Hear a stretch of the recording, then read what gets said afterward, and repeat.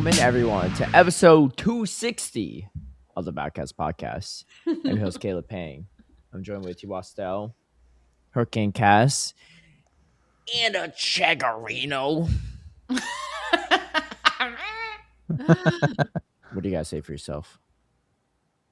She's like, let me go. No defense. Oh, now you don't want to say anything. Climbing all over my desk. And now you're quiet? It's Now true. the Right before spotlight's we on started you. recording, it was like a Jaws moment. I literally just saw like a tail. She's like, oh no, I've been caught.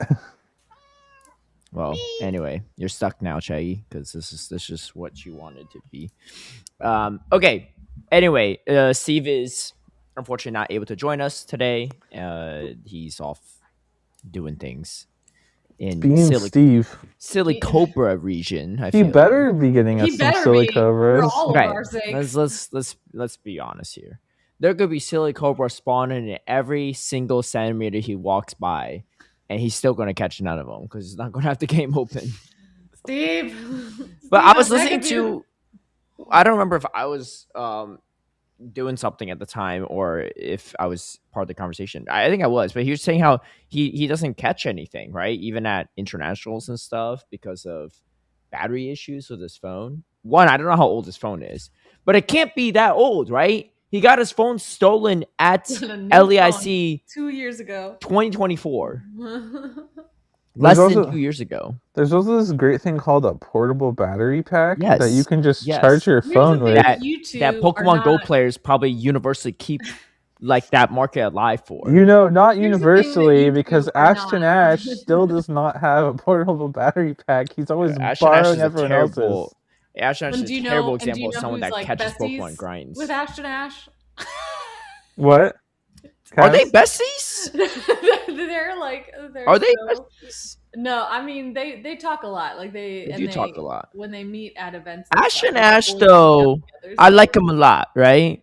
But he be dropping the goat and that's why he's the goat GIF on like every single other person's post. There's a lot of goats apparently. It means a lot less when he be dropping it on everyone, you know.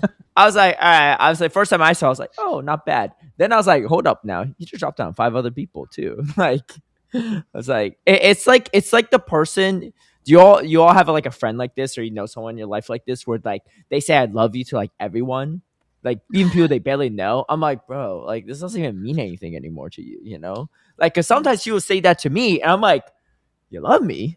I'm like, I barely know you. Like, what am I supposed to say? I love you too. Now, huh? Be like, Caleb and Tristan, I love you. Yeah, I'll be like, all right. That's how we sign off. Thanks. All right, let me restart this recording. Welcome to episode 260 of the HurricaneKaz podcast. I'm joined with my dear old friends, Twastell and apparently Kaz too, who loves me. I said it to both of you for the record. Yeah. Anyway, but again, like this is like I know some people like that, and I'm just like, I think that thing has actually fallen off a bit over the years. I remember like 10 years ago, people saying that way more often, but maybe that was just the people I was around. I don't know. Do people still say that as much? I personally as much. I don't know. I don't know if I had random people I wasn't close to saying that in general.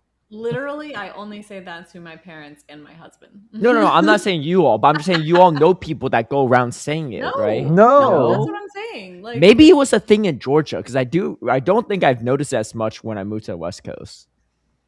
I got no idea here. I mean, I don't know. I don't think so. Maybe it used to be more of a thing. Yeah. But hospitality doesn't go that far. Definitely not mine, that's for sure. Anyway, you got some events to talk about. Wait, I was gonna say though, it was funny at NAIC. Ashton Ash had to borrow my cable, and then my phone was dying, and he didn't give it back. So then I had to borrow Jiraka's cable, and then the next day it was like a whole like everyone had to get our cables back thing. But you know what? At least in Ashton Ash's mind, you're the real GOAT right there. And if he didn't drop that for you, that's even more cold-blooded because he'd be dropping it for anything. That's true. Yeah, Ashton Ash, where's my goat at? Now it means more if he doesn't say it. I don't know about that. But anyway, let's talk about some events. So the Rocket Takeover is happening currently. When's it go on to? Monday. Monday. Okay, all right. I need to get to grinding, but I did get a Shadow Rookie though, and the leaders have been revealed. And not gonna lie, they're pretty bad for PvP. Yeah, Shadow Tyrant, Shadow Yeah. Amora, and Shadow Axu. Axu. Yeah, I couldn't remember Axu the is name a of that. new one though. It's not good for PvP, but it's new. Oh, the other two were already in Shadows too. Yeah. They had already been. See, that's Norm- even worse. That's even Well, worse. well, the leaders normally aren't new. Like, Yeah. I know, but to bring back something that's already been out on top of it, that's already like, look, bring back like Shadow, what do you call it, coughing or something, and make it so you can evolve Shadow Wheezing during this time period. That'd be nice. That'd be dope, right? That's But we Caleb's bring request back every single time. Huh? That's your request every single time. For Yeah, rocket change-ups? make the You're game like, more freaking accessible. Is it too much please to give me ask? my Galarian Instead, Eevee. they're like, how about a Tyrant? yeah, I will. I have to wonder too, like, because I know a couple people mean- at NAIC that ran non-Shadow Galarian Weezing just because they didn't have one. Yeah. I'm really curious about Psy Rhino, if like he didn't have one or if he intentionally chose the non-Shadow for a certain reason. That's something I've been wondering that I would love to know the answer to, but Well, if anyone is close, I mean, I could technically message him too, but if anyone's close to Side Rhino, send him this podcast and he can respond. But yeah, it's weird too to me. Like, I know they're like trying to make the leader lineups a surprise, but it's like they announced the new shadows, but then they don't like. Axu's also a new shadow, but they didn't mention that. Like, well, yeah, try to keep it a surprise, I guess. I do wonder what's the point in announcing. I think it's just like a thing they do now, right? Like, is there really any reason why they don't reveal the leaders until the event starts? Like, it's like, all right, here's the surprise you all know is coming every time. But well, especially because the leaders are the ones that people find out like at the beginning too, before any of like the other grunts are figured out. So it's like not even that big of a surprise. I don't know. It's kind of silly. yeah, I mean, I don't. It's not like I'm dying to know. Like, not like knowing ahead of time is not really that big of a deal for me. But I just think it's interesting. Maybe it's just something they've been doing. Anyway, this is obviously one of the situations where there's not really catered to PvP players unless they do a crazy update in September that buffs all three of these by like 3 or 4 buffs because they need a couple buffs to make these relevant. Yeah, You never I mean, know. like Tyrant and Aurorus have seen play in like limited metas for sure, but like Yep. not really open relevant. And then Haxorus has been dead ever since Steelix killed Breaking Swipe. Yeah. It's never been seen from again. And then obviously counter nerf was just extra putting it under. Yeah. So Haxorus not in a good spot right now. Your Galarian Weezing technically is still in the poison type grunt. And is it in Fairy too? Is it? Scrolling. I also don't understand the order that Leak Duck has the grunts in. Like, yeah, it's technically available from poison and fairy type grunts, but I mean, it's in the second slot. Yeah, it's not as helpful. I had you guys, I'm just looking at this tweet from Galix who makes the graphics, right? Sorry to interrupt. And we use graphics a lot, so I was looking at it. You won't guess who commented on this and said, very good lineup with eyes emoji. And it's a Pokemon Go commentator. Is it Steve? No. I'll give you another hint. It's a commentator that no longer commentates. Is it Wholesome? Retired before Wholesome, even. Oh wow. I don't know. I'm scrolling. I don't see what you're talking about. Before Wholesome. How many people have retired as a commentator? Wait, retire like Zionic? No. Gabby? No. Mark's son? Mark's son. But look at Mark's son's replies. I think he just started playing Pokemon Go again, I guess, because he's commenting on a lot of things. Mark said, let's get you back in the game and realize that this is not meta relevant.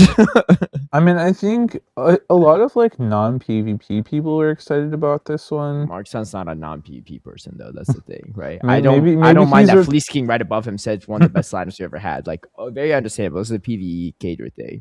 I just think it's funny that Mark Son commented it. Yeah. I It's know a lot of okay. Like I think it'd be just as funny if Wholesome commented on it. But I think if he commented on it, it would clearly be sarcastic, right? yeah. Yeah. I don't think Mark Son's being sarcastic, but that's fine. Yeah. I just thought it was I funny was gonna say, I I think a lot of people were like excited because like they are good shinies on those leadermons. So like a lot of people were just excited because they're cool shinies, but yeah, not the most PvP relevant by any means. Yeah. And then I will say, yeah, so the Galarian Weezing isn't only in the second slots again, which is really annoying. Can we just put it in the first slot, please? I heard one or two people, it could have just been like anecdotal evidence and was not actually accurate statistically, but I saw one or two people saying they thought that they were getting like a higher rate of second slot encounters than usual. I'm not sure about that. I haven't really done enough to say personally. It does seem like they changed some of the rates though, because I don't know about you guys. I've been getting a ton of dragon grunts. Like the dragon grunts are like usually like super rare. I've gotten like probably like maybe 5 of them just from my balloons so far. 5 out of how many? 5 out of I don't know 10 or something. Oh, half of them? That's quite a bit. Yeah, I've been seeing a ton of dragons. I still feel like I see normal. Like okay. all the time. I've done a total of 12, and I only one of them was a dragon. It was Noibat. Oh, I've gotten like 4 dinos and then like 1 Noibat. What? I do need that because I still need myself a Shadow Hydreigon. I know, like I don't have good IVs for Hydreigon. Yeah. But I saw some other people saying that they were getting like high rates of dragon and I think ice this rotation they were saying. So like, oh, and I think they were saying they were getting high rates of flying too. So like, maybe hopefully they've like sort of listened to what people have said and are giving higher rates of like the grunts that have the new mons. That would actually be kind of nice because sometimes it's frustrating because like you barely even see like the grunts that you're looking for of the new mons and like you see maybe one or none of certain like new shadows the entire time. So if they did make that change, that would actually be kind of nice. Yeah, I think until we have like actual evidence on those, it's just like purely anecdotal, right? Because yeah, for sure. Lines up. I just realized Shadow Onyx is back in Rockets. I just did one right now. Oh, that's yeah, big. Yeah. Did you know that?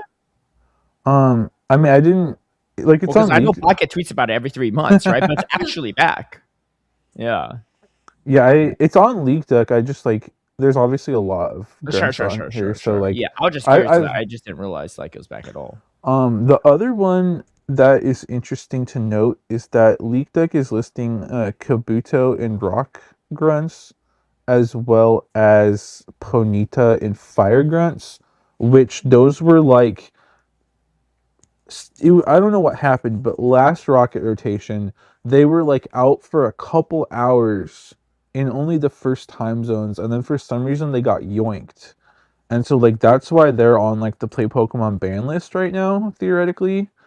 And like why they also got banned from like grassroots as well and stuff, because they were only around for a couple hours. So if they're actually back like globally for everyone, theoretically those would get freed from the ban lists and might see some play. So just wanted to, they're like not announced as new, but they're like technically new for most of us. Do everyone a favor, Niantic. You could yoink them back again. I don't think we need them, but you know that is funny that they're banned though. But I mean, for fairness, I think that makes sense. For actual meta relevance, you could call me Axum, but ain't no Shadow Kabutop's ever going to win a regional. That's for sure. Someone was asking me about like what I thought the chances of Mimikyu was of winning a regional next season. Obviously not eligible for Worlds.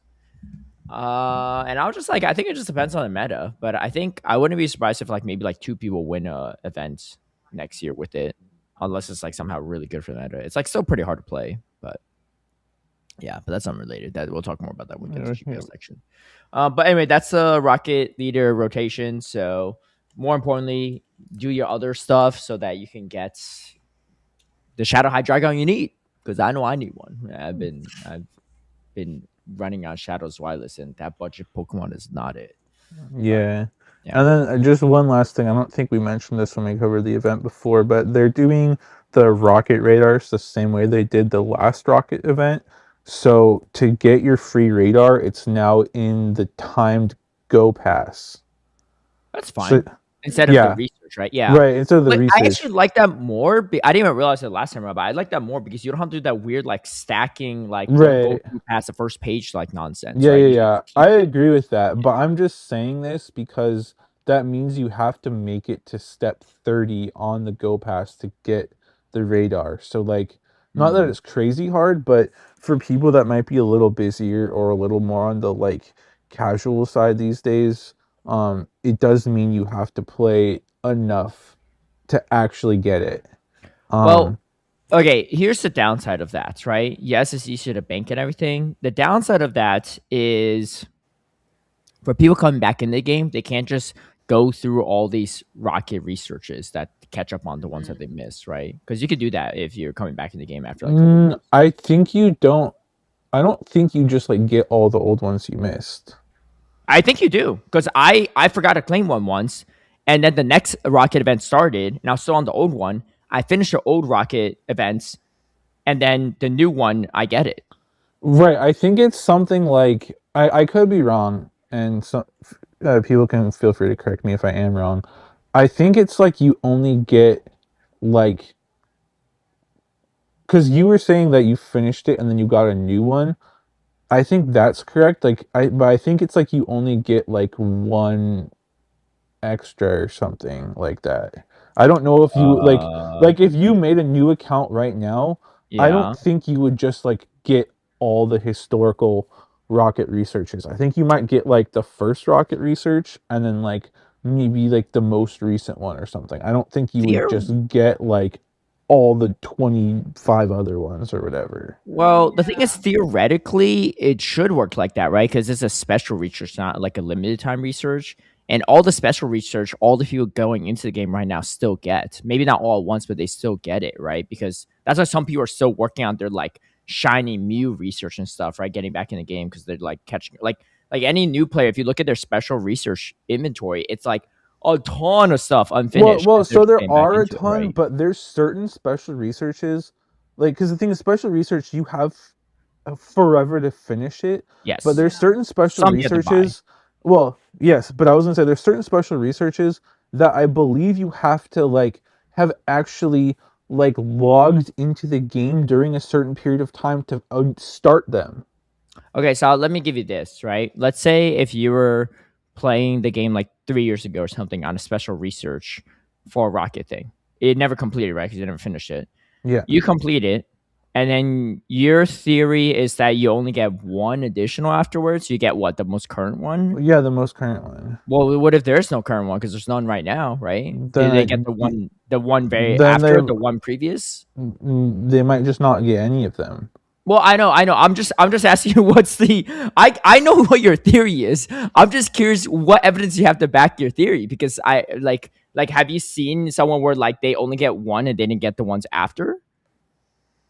I mean, I haven't like paid that close attention to other people's accounts, but my understanding was with the rocket researches, it was like you got it if you either finished the previous research or were still on page 1 when the rocket event started, and then you had from that rocket event until right before the next one started to basically start the most recent one. No. So I think if you didn't, then you would lose out on it. No. Let me explain it.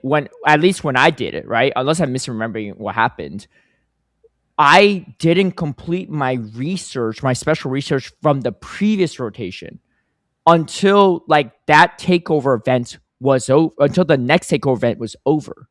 So I'll give you an example. Let's say we get a special research, right? Takeover for this event, right?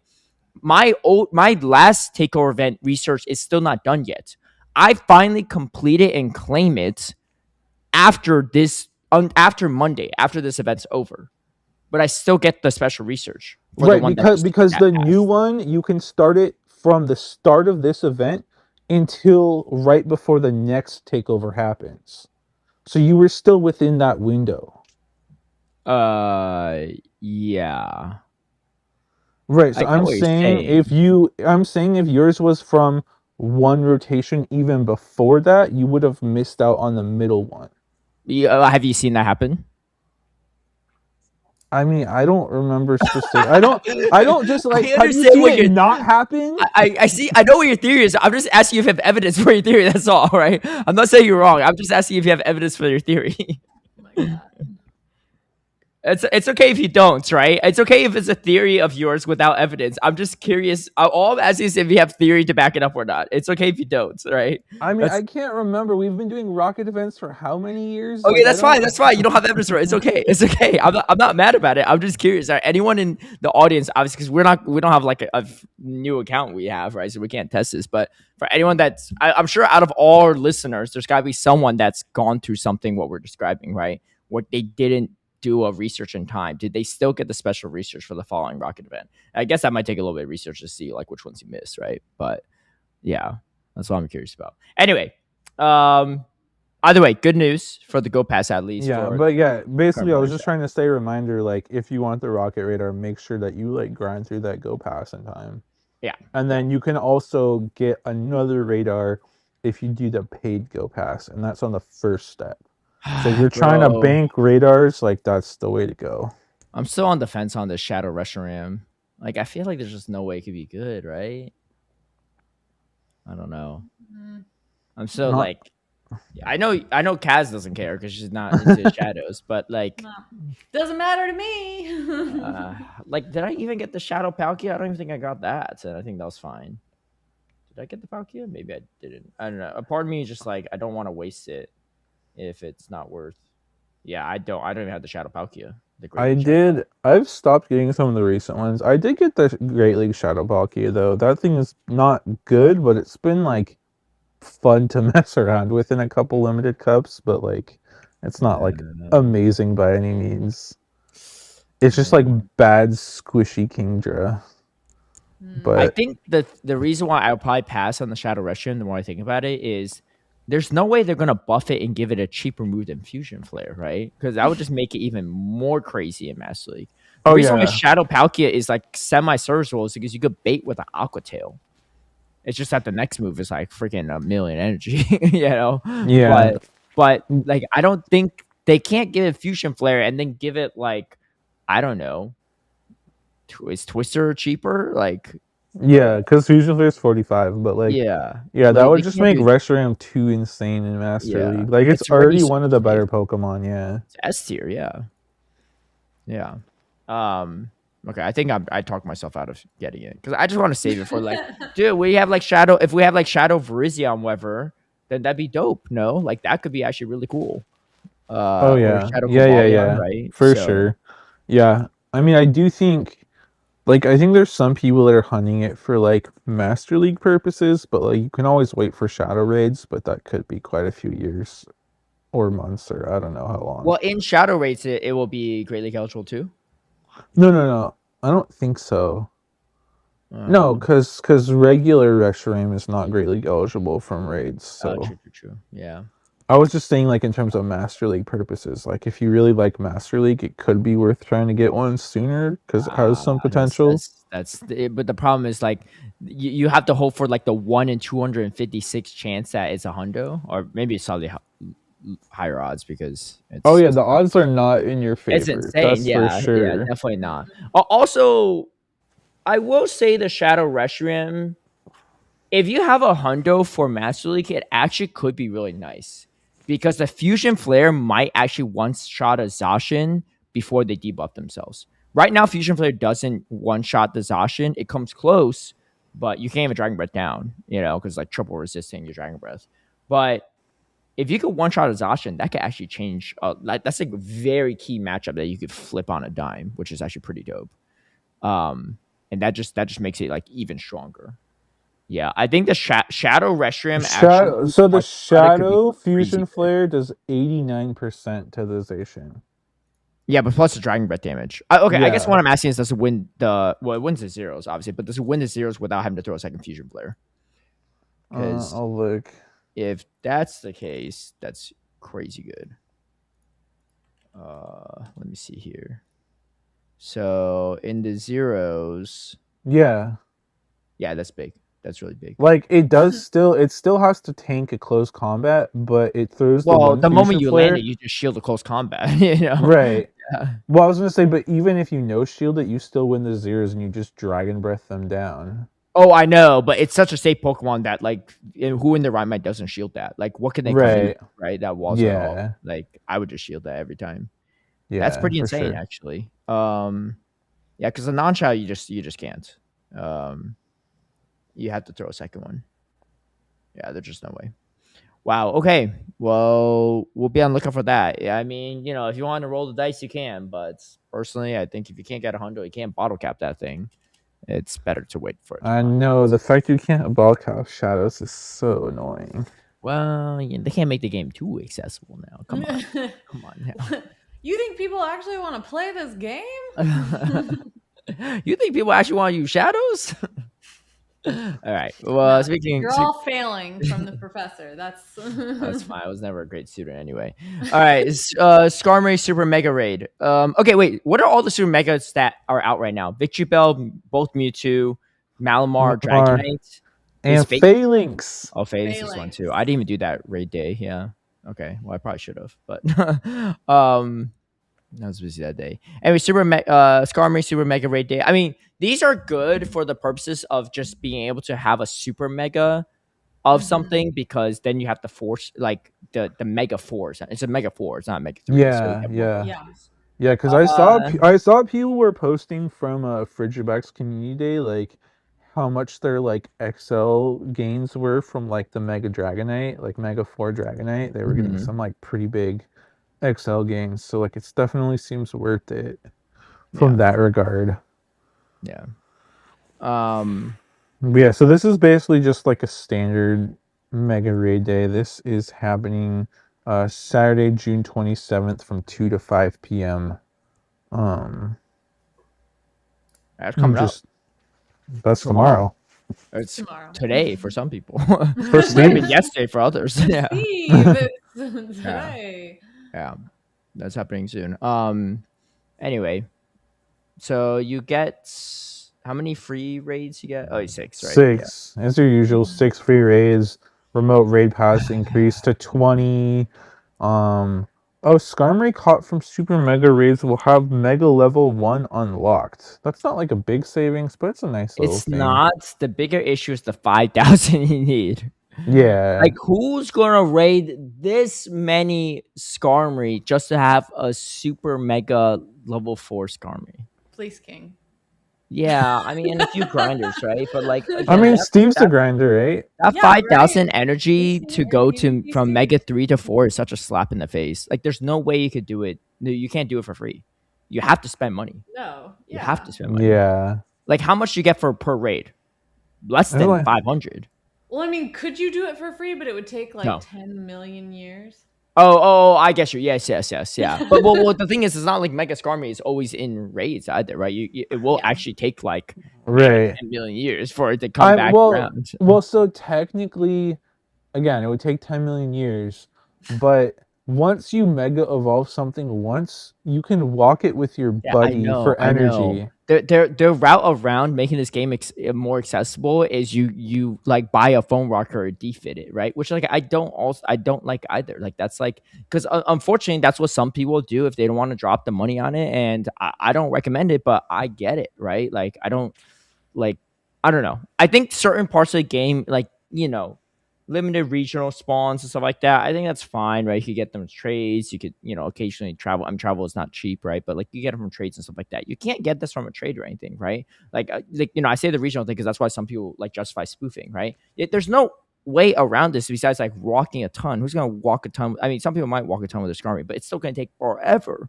Or they're going to Yeah. shortcut and break terms of service and do some other shady stuff to get it, right? And Right. Well, like, and the other problem too is like it's just gonna become like a compounding issue with these super megas, right? Because it's like, sure, like, and we'll even take out like, the defit in rock or whatever, right? You could just actually walk it as your buddy for however long to get the energy, but by the time you finish that, like, if you haven't done it for, say, Victory Bell and Phalanx and mhm, Malamar, uh-huh, like, how are you gonna have time to walk all of those? yeah.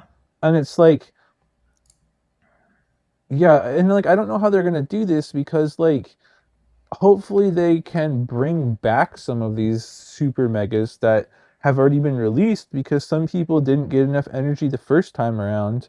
But there's so few super mega raid days that they clearly want to be putting out new super megas. So like how do they adequately balance this in a way that like is releasing new super megas that's exciting for people while also letting people play catch up who maybe were busy on that one day, or if it was go tour, right, a lot of people were only focusing on the Dragonite because they only had so much time and so many raid passes that they missed the Mhm. Malamar and the Victory Bell. So how do we balance this in a way that it works for everyone? Like, I don't know what the answer is, but it just seems like a tough spot to be in terms of just like general accessibility.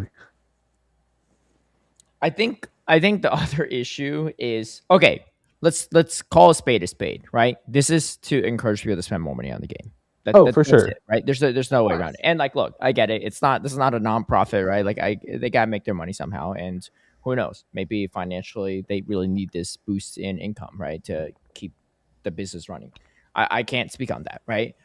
Um, Here's the other thing. I don't think the majority of players even know you need 5,000 energy when you get to Mega 3 to Mega 4. Like, even if this is your route of making more money, it's not even an effective route. You know what's effective? When they drop the bottle caps. Right up front, you need to spend this much money, and whether people want to do it or not, that's different, right? They're not putting a label on this. They're not saying, hey, for, $50 worth of raid passes, you could get yourself a Mega, Super Mega, because they say it's a super mega raid day, and I guess like the Skarmory in the raids are super mega, but they're just like what slightly hard to take down. To actually get yourself the super mega Skarmory is a very expensive procedure that they Right, don't detail yeah. out in every single like they might as well just do that if they're going to do that, right? Like, Yeah. make your money effectively if you're going to do this, because Yeah. we I know you're think doing it for that, but just make Or, like I mean, the obvious thing is give us sort of another way to work towards getting those resources, right? Like, I mean, walking with your buddy, yes. Doing the raids while they're available, but like maybe make them a little more common outside of these events, or give us another path to actually get those resources so that right. people have a way to play Yeah. instead of just I will bye, bye, say bye, bye, like bye, bye,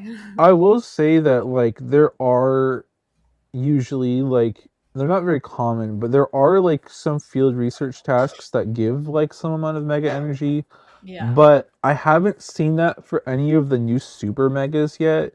Like it's usually like Blastoise and Charizard, and I think I've seen like maybe Pidgeot, Slowbro, some of the like the megas we've had for a while, which like I will say is helpful in that regard, like giving people another way to get the energy. But Hmm. again, we haven't seen that yet for a Victory Bell or a Malamar or a Phalanx or a Yeah. Dragonite. And like I understand they obviously don't want to do that for Mewtwo yet, or probably ever, because they want to milk Mewtwo as much as they can. But like, yeah, maybe if we had stuff like that for some of these super megas, um, and yeah, I don't know, just some other ways to get energy, like you're saying, Kaz. Like, I don't know what the right answer is, but I agree. Like, there needs to be some sort of balance because otherwise, it's so like being able to get these megas and super megas is like so contingent on being able to play during one specific super mega raid day. yeah, and Which honestly, like Oh yeah, go ahead. which just isn't going to be sustainable because like we have more new super mega raid days coming out. Obviously they want to keep dropping some of these new megas. Also at some point they're theoretically going to be giving us super megas for old megas, right? Like at some point we'll probably be getting a super mega Charizard X and a super mega Charizard Y and a super mega Blastoise and Sableye and all of those, right? So there's a lot of super megas to rotate through. So like I just yeah, they something needs to be adjusted, I think. Yeah. Like I said, I mean, I think this is just my own speculation. I don't have any insight on this, but we're at the point where outside of newer players not having anything, the players that do have stuff have less to grind for. And so they need to find a way to monetize new things in a way that entice people. Because if it just is regular megas, right? And like you need like the standard 300, 400, whatever candies to, or energy to mega evolve, and then you could do the rest for free. Like it's just not, there's not going to generate them as much money, I guess. Oh, right. I But totally understand like why they're doing these super megas because yeah, it's obviously a moneymaker and it's giving people a reason to regrind megas. Like I get that, but there has to be some sort of balance of like how do you keep it like hard enough to get that it keeps existing players wanting to grind while not making it so gate kept behind, oh, you have to do, I don't know what the math is, but let's just say like, oh, you have to do like 20 raids during super mega raid day to get enough mega energy for a mega 4, right?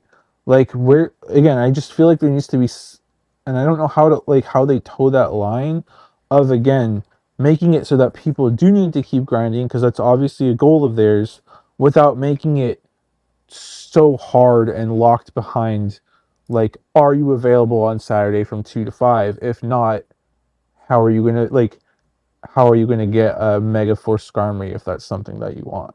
yeah, I was going to say, well, I didn't finish my thought there, but what I was going to say is, like, I understand the justification, and at the end of the day, like, at least from a PvP, it's just like a FOMO thing, right? For PvE players, from a PvP standpoint, like this is not really relevant. So I'm not even like that, like upset about this. But these kind of things just remind me of how inaccessible the game is, and like I don't say this just to complain every week, right? Because I feel like I talk about the accessibility game or the lack thereof every week. But like I know I'm not going to name names, right? But there's a really, really big Pokemon creator that want to compete in a Pokemon Go regional this past year. And I was helping them, I was coaching them, I was doing all the stuff, helping them team build, and they literally did chose not to sign up on a weekend that they planned on going to the event anyway, just to spectate whatever, because they couldn't build a team. Like it's the game is just that inaccessible, right? And I think like unfortunately one of the big reasons why our game is not growing at the same rate as VG, TCG, Unite's a whole different story, right? But because their format's very different. But TCG and VG is because you can't bring in new players very easily into this aspect of the game, Right. right? And I think we're going to fall even farther behind on With VG because champions, Champions yes, is increasing accessibility even more. So yes. a lot of people are expecting VG to like even skyrocket from here. And I think the issue, and again, I think if this is true, right, this is just my own speculation, I don't know, right, is that Niantic is in the business of making money through microtransactions.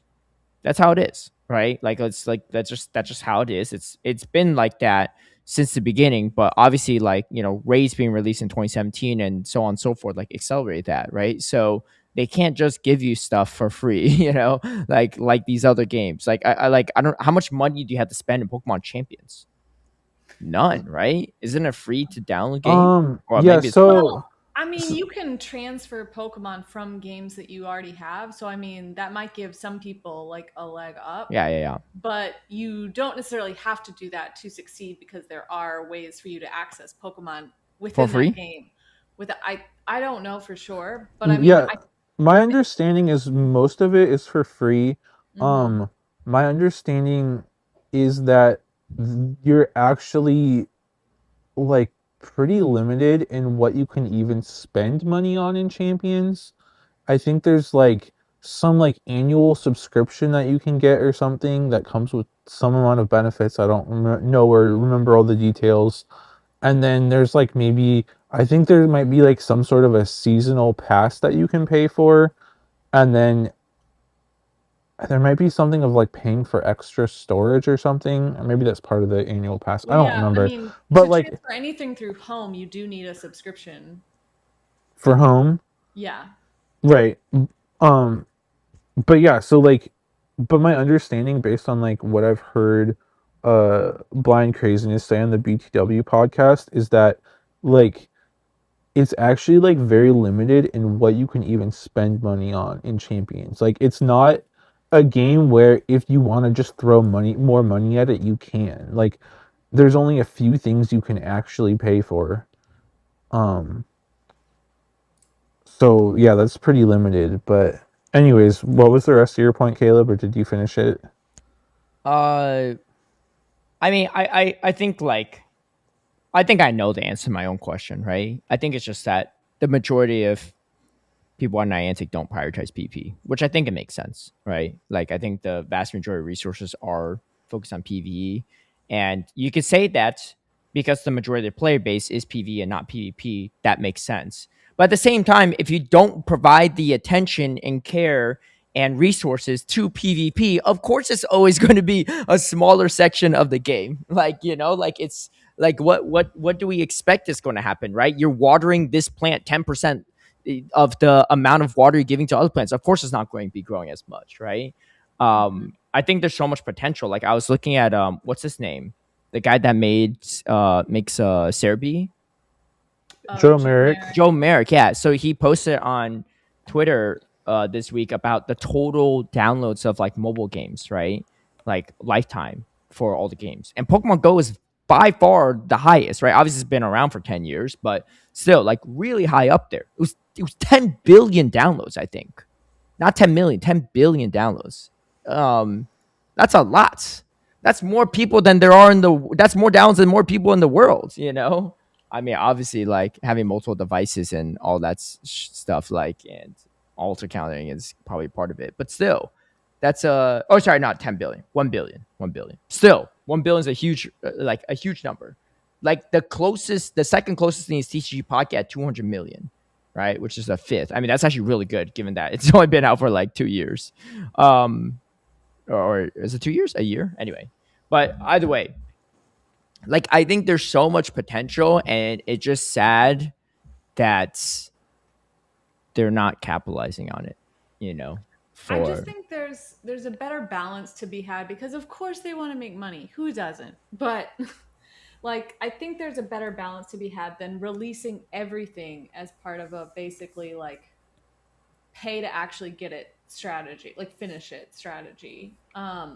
Because we do have a lot of events. We do have like a lot of research and various ways to interact with this game.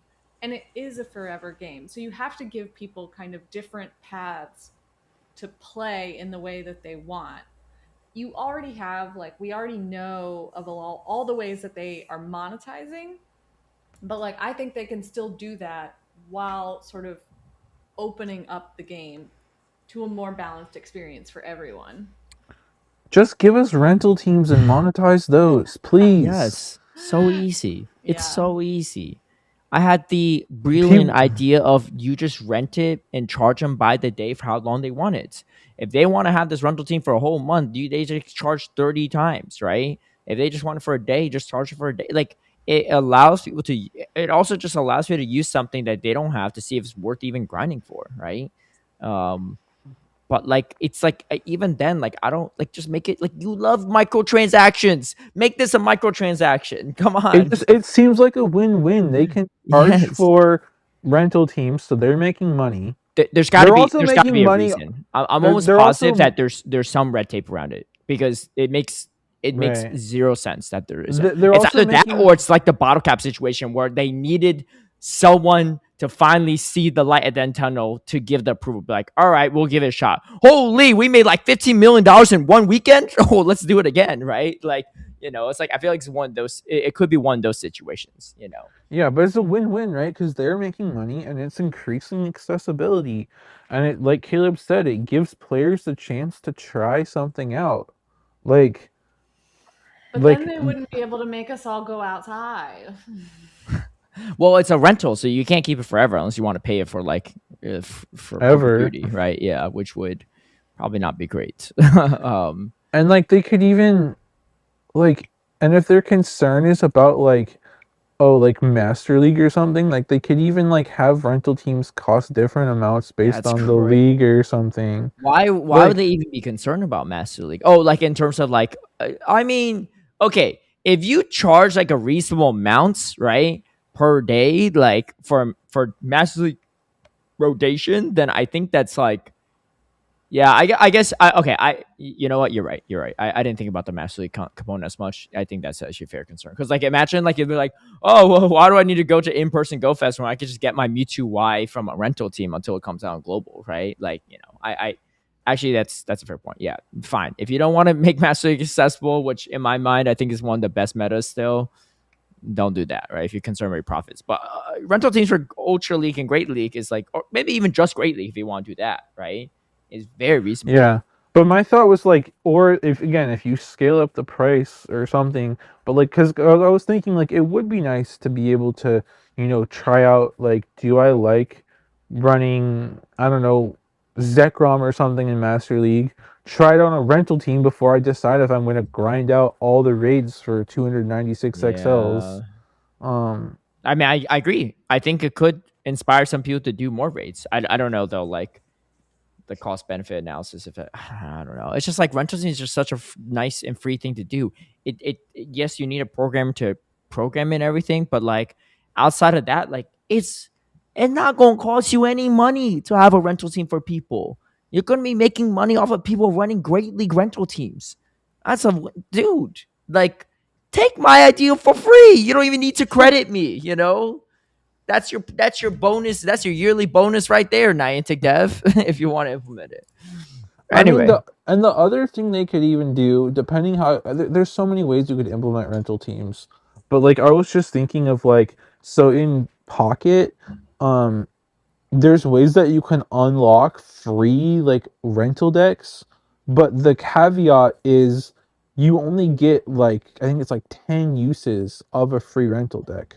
Obviously 10 wouldn't be the magic number for Go, but maybe it's something of like, oh, you can rent this team, but that specific team, maybe you're only limited to 5 days or a week of renting it, and then you can't use that specific team anymore or something if you're wanting to like force people to eventually build those Pokemon themselves. Like there's different ways it could be implemented. Like the sky's the limit, and I'm sure they could come up with some clever ways to go about it that could sort of satisfy all the desires and goals of it. Yeah. One would hope. Anyway, Mega Skarmory. Super Mega Skarmory. Go get use your free raid and then speaking of microtransactions, there is a ticket. It says it comes with 14 raid passes from spinning photo discs at gyms, increased chance to get rare candy XL from raid battles, and then an additional 5,000 XP and additional 5,000 Stardust from the battles. Yeah. So that is pretty much it for Skarmory. Oh, apparently there's a timed research that will to earn a premium battle pass and an encounter with Houndoom. Okay, sure. Random. All right, Go Battle League. We got a lot to talk about here because they made some changes. In case you all haven't noticed, starting this Tuesday during the rotation. After making constant vague threats. Huh? After making constant vague threats of an update, it finally happened. Were they threats? I don't know. Okay, well, anyway, for those that are not caught up on the news, which I feel like most people are if they play PP frequently, but in Go Battle League, they changed it. So we used to have a preview cup. What was it called? Preview experimental cup, right? It had like both terms on it, which is Something like that, yeah. yeah. It had both words on it, which was weird. It was like experimental cup and then in parentheses preview cup. I'm like, bro, this is like it's the same thing. Anyway, well, I guess maybe they should have clarified because now the competitors cup is like makes even less like it's even more vague for those that don't read the blog post. But I'm sure like I don't know how big the GBL community is anymore. Honestly, like I Yeah, think most so probably know. But right, so what you were saying is we used to have like the regular leagues and then whatever was in rotation, and then on top of that there was the experimental preview cup, Yeah. which was in the new system, and everything else was on the old system. Now But everything's now on the they new basically flipped it. So yeah, Mm, everything's on the new system except for this competitors cup that's on the old system. yes. So competitive cup is Open Great League. It will last in perpetuity until the end of the season, and then I believe they said everything's switching over, right? If I'm not mistaken. Not even the end of the season. It's until Worlds is over. Well, it's pretty much end of season because Worlds is on August 30th. And Yeah, then, but there's a whole week after that. oh, I mean, yeah, okay. All right, so almost a whole season, right? I mean, for the people that like, honestly, probably for the best. Because if you haven't played the new system yet and you've been playing it all the entire time, you need that 1 week to catch up and figure out what the heck's going on. Because next season, from what it seems like, there ain't going to be the old legacy system anymore. Everything's on the new system. And another thing to note is that these changes have happened not only in GBL but also for like friend battles too. Mm-hmm. So if like I were to send Caleb or Kaz a friend battle in Ultra or Master League, that's going to be on the new system. And if I pick Great League, that's also on the new system. So if I want to play on the old system, there is a competitors cup option for friend battles as well, which is Great League on the old system. Yep. Anyway, that is well, a lot of people don't like it. Some people are claiming they're retiring. Some people have already claimed they have retired. TBD on if that's really going to be the case or not, but that's just whatever. And a lot of people don't like it. Personally speaking, I think it is still pretty buggy. Not as bad as past iterations. I also hit Legend in the preview cup last season, so I kind of got used to it for a bit, but it is buggy at times. And I think I guess my explanation is the old system wasn't that clean either, right? There'd be plenty of games I would still freeze out and lag out of too on the old system. Maybe not as frequently, but it wasn't that much that less frequent than the current system. Well, and the thing that's interesting too is there's obviously a lot of people that are saying oh, I hate Preview Cup or it's so buggy, it sucks. I've seen a lot of that for sure. But I've also seen, again, a lot less, but I've seen some people saying I've been playing it and had relatively few problems. It's been smooth. So while the majority of people seem to be having a more negative experience, there are some people that have been playing it and it's been generally fine for them. And then there's obviously going to be sort of an in-between ground there too, because as well, I think some of it is just a reaction to a new thing. Yeah. And like Caleb is saying, if you play on the legacy system, how many games are you going to have with issues anyways? That's hard to, right? That's not a flawless experience either. Yeah. So yeah, so people are saying that while it was the preview cup or whatever, that there just wasn't enough data for them to implement actual fixes for some of the problems, so that they just kind of decided to go with it anyway. And now that more people are forced to play it, maybe we'll get another update. I mean, the thing too is at some point, yes, I agree with a lot of people that the new system doesn't feel ready yet. There's still a lot of bugs. It still needs some polishing. But at some point, if you're gonna make this transition, you also just kind of have to pull off the Band-Aid, right? You just got to rip that Band-Aid off. Yeah, I was waiting for that bandit to come off during interlude season, and like finally it is here. Well, that's why I referred to it as kind of like vague threats earlier, because it's like we got the notes about the update, right? So we knew that they had been planning it, that they were going to execute it. We still didn't know when. We got the preview cup, like, not even officially announced or anything. It just showed up one day, and people started. And don't forget when like the European and messing with it. LATAM trainers just were forced on the new system in GBL. Exactly. So again, it's a part of it's a similar conversation to what we've had before. It's like there doesn't feel like there's just still a lot of transparency. And that's the most frustrating part, is like, it's not that we don't want this new system or we don't want to see improvements. It's that feeling of having to deal with it while they are still supposedly figuring it out. But are they? I don't. Nobody knows. Yeah.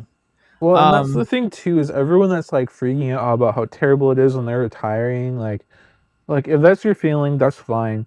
But the thing you have to realize too is, hopefully and theoretically, the version that we're playing right now should slowly improve over time as they, again, get more data, get more bug reports, and are able to, start over time working through those bugs and fixing things and making improvements.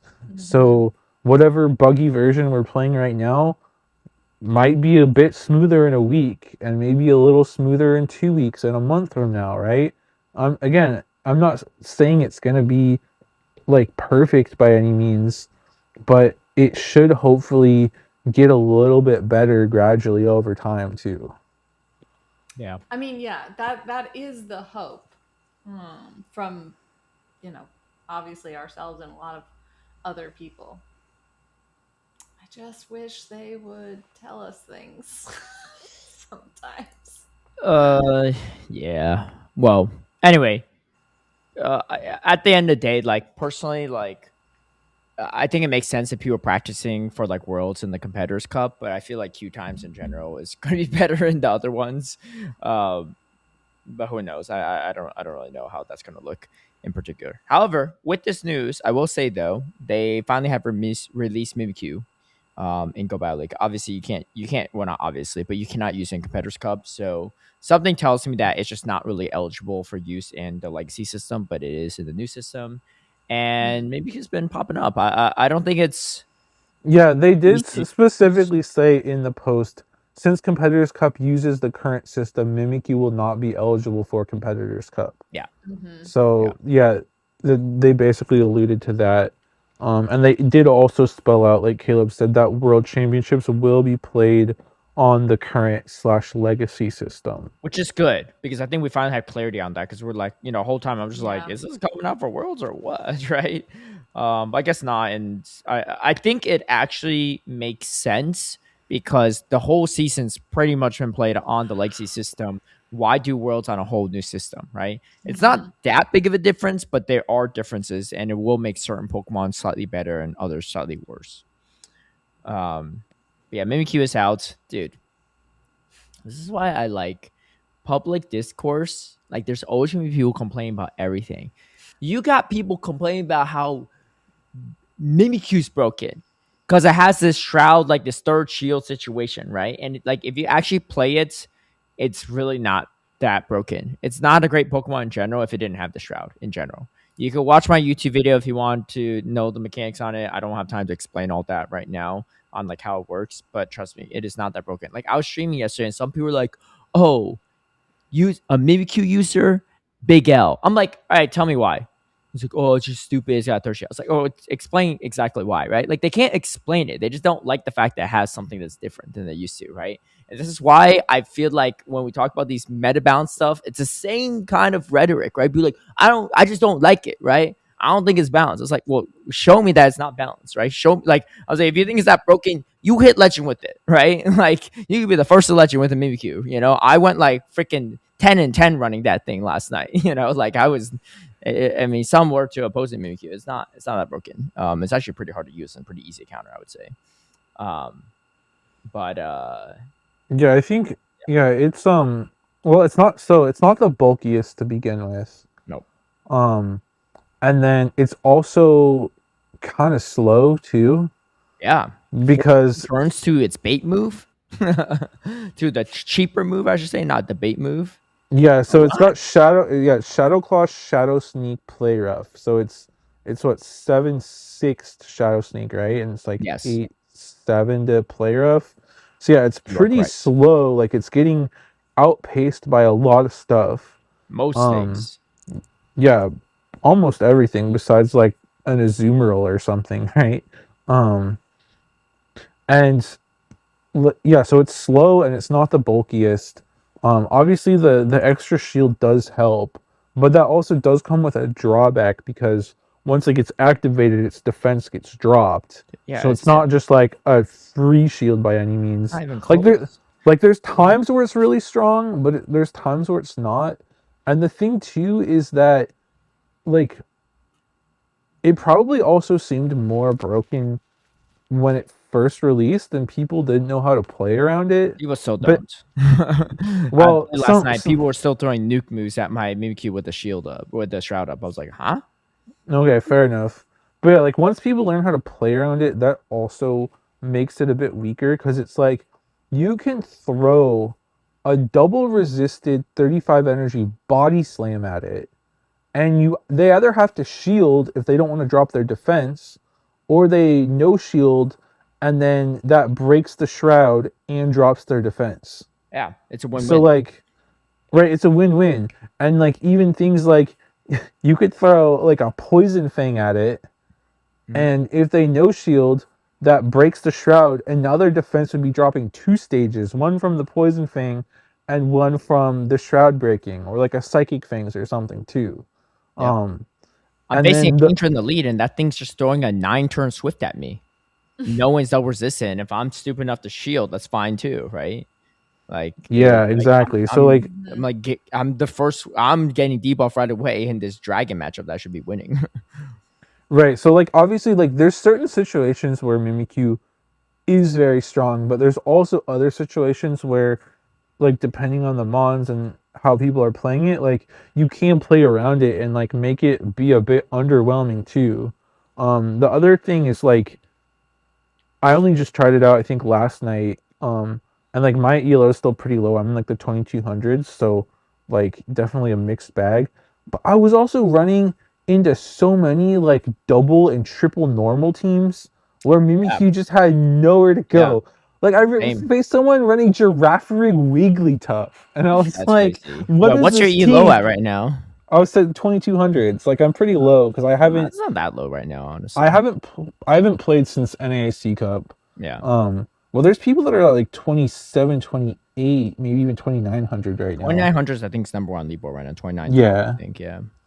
But yeah, I was running into all these double and triple normal teams, so eventually I just dropped the Mimikyu. Like I didn't like really care about how well I was doing. I wanted to mess around with it, but I'm like, it's not even fun to play Mimikyu if it has nowhere to go. So what am I even doing right now? Yeah. Yeah. Anyway, I don't think. Kaz, have you played any Mimikyu? Nope. I'm with you. I haven't really played since NAIC because I immediately after that had another trip. So yeah, I only just got back a couple days ago. It's not broken though. Anyone that like again, like that's one thing that I have. Not a single like the worst part is the people that are complaining about it have never played it. I was like, have you played it? They're like, no.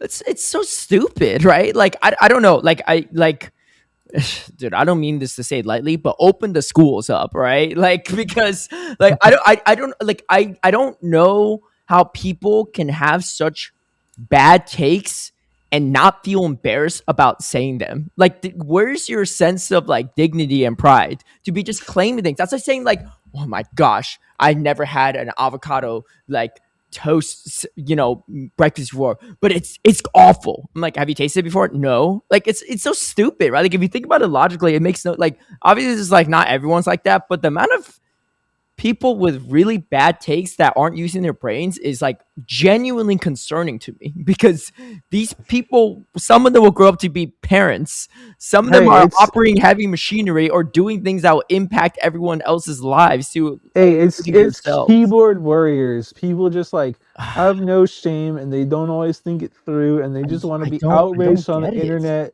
where I they don't can get be it. like semi-anonymous or at least like physically away from others. Yeah, I don't get it. It's just like it's I don't know.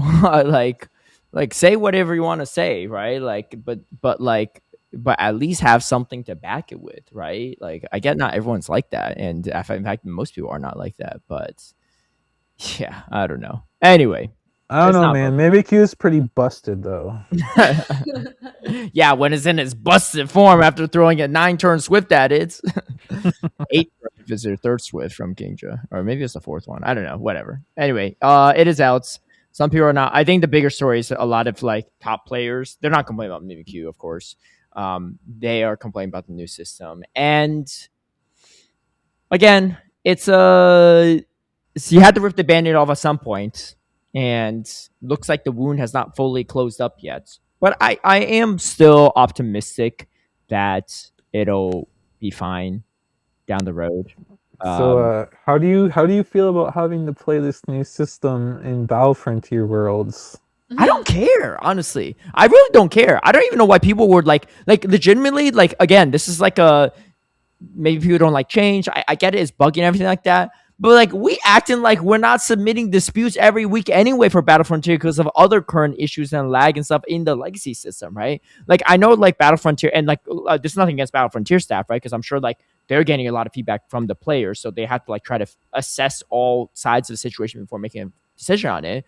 But like they were even thinking about like let's just get rid of Ultra Master. I'm like, what? I'll play like I'd rather play Ultra League on the new system than play some random limited meta I have no experience in, right? Like I don't know, like it's I don't think it's like, is it me or is it really not that big of a deal? Like Well, I mean, I don't. I'm putting it this way because I've seen some really good players say this, right? People that have won regionals, won tournaments, say like they're thinking about retiring. Bro, you're one of like the best players in the world, and you're gonna retire over this, over some like obviously like if the game is like super unplayable next season where we're all on the new system at official tournaments, I get it, right? But we're acting like we're not raging at GBL anyway on a regular basis in the legacy system where you lag out games you should have won. Have we not been playing the same game since 2020 when GBL came out? Like, that's just how the game is, you know? I'm not I saying mean, let's suck it up and deal with it and stuff, but like part of me just like I don't think it's that deep. I can't speak. I mean, the content creators just, people on the internet will say things just to get some attention, whether that, What? from That doesn't from a sound good, right. Yeah. The genuine place, internet? from a good genuine place, or like just a superficial place. But I will say, like to Tristan's point, with grassroots competition, I do think it creates kind of a particular problem because with if you're used to handling things one way, right, as far as disputes or your interactions with other trainers and everything, like it can cause a bit of frustration that there's a bit of an unknown to it because some people are experiencing heavy glitches and other people's aren't. Sure. So I do think that with the grassroots competitions in particular, it puts them in a tough spot of like, well, now we kind of need to make sure we're taking like an extra look at this to make sure we're being as fair as possible. Right. Well, Um, and like they want people to have a good experience, and they also have to keep in mind like the workload of their judges or referees. I don't remember what terminology they use, right? But like those are people that are, volunteering their time to help run this format and deal with the disputes. So they also do need to keep those Well, people workload in mind as well, obviously. yes. yeah. I think that is a valid concern. I think on the flip side as well, this is Battle Frontier Worlds where like what percentage of teams are competing in this compared to the overall total Battle Frontier? Like less than 5% probably, right? Yeah, it's So pretty small for so sure. their workload essentially has reduced from 100% to 5%. And obviously, if there's more disputes, like their workload might increase to like 10, 15% or whatever, right? But like theoretically, the amount of disputes they're getting is still should be way less, even if every single week there's an issue with every single Ultra League and Master League matchup, right? I like on a pure numbers wise. And again, I don't want judges or referees to like work more than they should and stuff, right? And I think if the new system is stupid buggy for Ultra League and Master League, they'll probably do something and they're just like stop it or whatever, like midway through the first week, right? If it becomes like that big of an issue. Um, but again, I haven't done any like friendly battles to experience it, so I don't know. But at least from a GBL perspective, kind of like what Tristan said, I'm experiencing issues, but like it's not that bad, you know? Like I experience an issue probably like once a set, maybe at most, once every 5 battles, right? Maybe less than that even. And again, I'm not But like getting people paid have to had say this very for different experiences. it. So Yes. the thing is, again, my original point was Yeah. you want to try and make sure you're being as fair as possible, and that's going to be very different for different matchups. Hundred You know, percent, 100%. No, no. For sure. All I'll say again, and again, this is where like lack of evidence and anecdotal feedback is like a little bit dangerous and not accurate. There are people that have way worse hardware, way worse phones, and Wi-Fi than me. So yes, they're going to experience more issues, but those same people are experiencing a lot more issues than me on the legacy system as a whole as well, right? Like Yeah, I I think think I that's what mentioned this people need like to be really cognizant of because like I've spoken to some people before and they're complaining about certain lag. I'll look at that. I'm like, okay, but what was your latency here, right? It'll be like 500 plus like latency, right, on their phone. I'm like, yeah, I mean, like you probably couldn't have played this in any legacy or new system, right? Like that game was like really, really laggy to begin with, and obviously, like on a new system, that might look even worse. You see some really stupid, goofy things that happen, but like we've seen a lot of that happen throughout the years on the legacy system too, because people are playing really bad internet, right? Like all that's to say is like I don't know. I don't know what people are working on, and sometimes obviously you could buy the best internet you have available and still not good, or and obviously having good phones like a luxury in itself. So I'm not being like, oh well, it's too bad, right? It sucks for you. But I think again, like we just need to look at this very objectively, right? Take your emotions out of it and see like how much truly are you really under like it is a game really bugging out on the new system compared to the old like true bugs, right? I admit visually it looks funky, right? There's pauses after every charge attack. That's to ensure you can do a zero turn swap every single time, right? That's intentional, but it does look a little clunky there. The fast attacks are look a little bit weirder, maybe hard to count. More importantly, the bubble energy charging up visually looks weird. I don't even understand that why, right? Like, why can't they make at least on a surface level some of the charging of the energy look the same? I don't know. I can't explain it. I'm not deaf or anything like that. I admit those are all weird and different, right? And I think that's a lot of people's complaints. It's like it just looks like sometimes I ask you, I was like, oh, what happened then? What bugged out? It's like, oh, well, I can't really explain it, but it just looks and feels different. Yeah, of course it looks and feels different. It's a different system, right? Like there are different mechanical things, but like, are there really glitches in every single game, or is it you're just not used to this feeling and stuff, right? Because like, right. Well, and the thing too is again, like hopefully they're able to dedicate a lot of time to both fixing bugs and just smoothing things over, and I would assume that bug fixes are their top priority, but hopefully once they get a lot of the bugs under control, maybe they can spend some more time trying to make some of those other things a little bit smoother, so maybe some of the animations less clunky. Like yeah, again, hopefully, obviously we don't know, and like maybe I'm just coping a little bit here, but like hopefully over time, both the bugs and some of the clunkiness slash smoothness things will be worked on and improved on. yeah, Like yeah. what we're playing right now will not be what we're playing in a month or 2 months from now. Yeah. I mean, Like I'm optimistic that they are continuously working on it, especially given the fact that they did make the announcement that Worlds will be played on the legacy system and not this one. Like, to me, in a way, that's acknowledgement that, like, listen, we know it's not perfect yet. we're keeping that in mind. We're going to keep working on it. Right. I think that is like a good sign, even if it's not a direct one. Yeah, And for again, I sure. would like a direct one. And like I definitely have my reservations still, because like again, we had the interlude season, and then we've had, the times they released the new system in GBO for certain regions, and then Preview Cup all this time, right?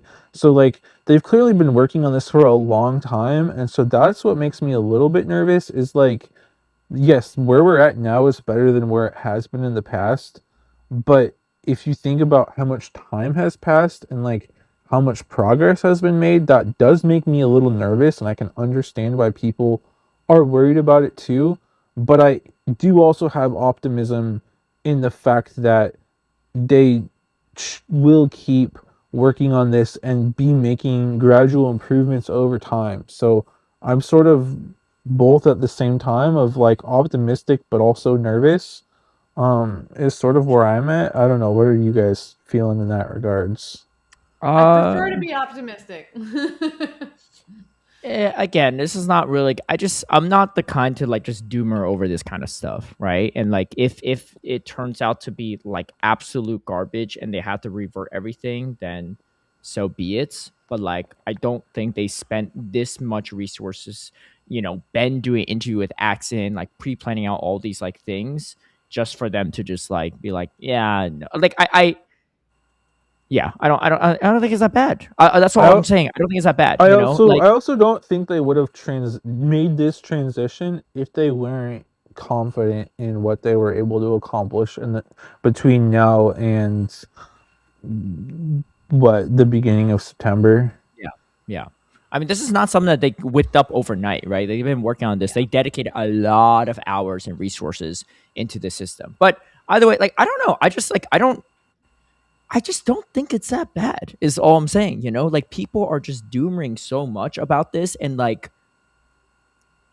I was talking about this on my stream yesterday too, right? And like, and it's like, kind of not even Pokemon Go related, but it's just, if your instinct is to always think very negatively about things that come about, you will live a very unhappy life, right? Like, I like, and this was really salient to me because, personal story, but I was catching up with one of my childhood friends yesterday. I've known him since I was like in 4th grade. So I've known him for like over 20 years. And we were just getting lunch, and he's on like, a new antidepressant. He's on a different one. Now he's on a new one, stuff like that. He's just been like, bumming around trying to figure out what he wants to do in life and everything. And he's been, very depressed and everything like that. And he was telling me, he was like, and I was asking about it. He's like, yeah, I just always been like this, unfortunately. Like, I wish I could control it, but every time I look at things, I see them in like a very negative way, right? And it makes him very depressed and sad, and all this stuff. And mental health is not an easy thing, right? And I get it. Like, some people, like, and again, I can't just tell my friend and be like, oh, just suck it up and stop looking at things negatively. That's not how it works, right? And I completely understand that as a former psychology major and a master's in public health and behavioral sciences. Like, I get it, right? But I think like, like, I don't even care that people think of it this so negatively, right initially, because it's just like some people's natural reaction is to think of things negatively, right? Because I know some people like this. I've dated people like this too, where they're like instantly they're thinking negative about someone we just meet. I was like, what? Like, I was like, I don't know. We barely know this guy, right? Like, is he that bad? Like, I don't know. I mean, obviously, like, some things were off-putting, but like, it wasn't like, I don't know, give him a chance, right? Anyway, I think the same thing with this, right? Even if instinctually you think it negatively, try to like take a step back, take a breather. Don't be like, I'm going to just quit this game I've been playing for 10 years over this. Like, it's not going to be that bad, right? Like, the petty part of me wants to go and bookmark every one of these tweets and then look back at it a year from now and see how many of them truly retired. Like, some of them probably did, but like, I just like, it's so like, it's so reactionary and taking out of proportion that like, I'm generally like, I don't even care about the game enough, right? I'm genuinely concerned about these people's like actual like mental health and like approach in life, because like you have to have resilience to go through things. Like, not everything in this game is great. If you look at this game from freaking like PvP from like 2019, holy, was this game unplayable, right? But we still played those self tournaments, right? We still did all this stuff. We still GBL when it came out, it was buggy, like super buggy and everything, and people were airplane mode exploiting the game. Like, it's We've been through worse. The Jesus G exploit, and then when they tried to fix it, bugged more things out, and then we were fast moved denying was way worse than all this.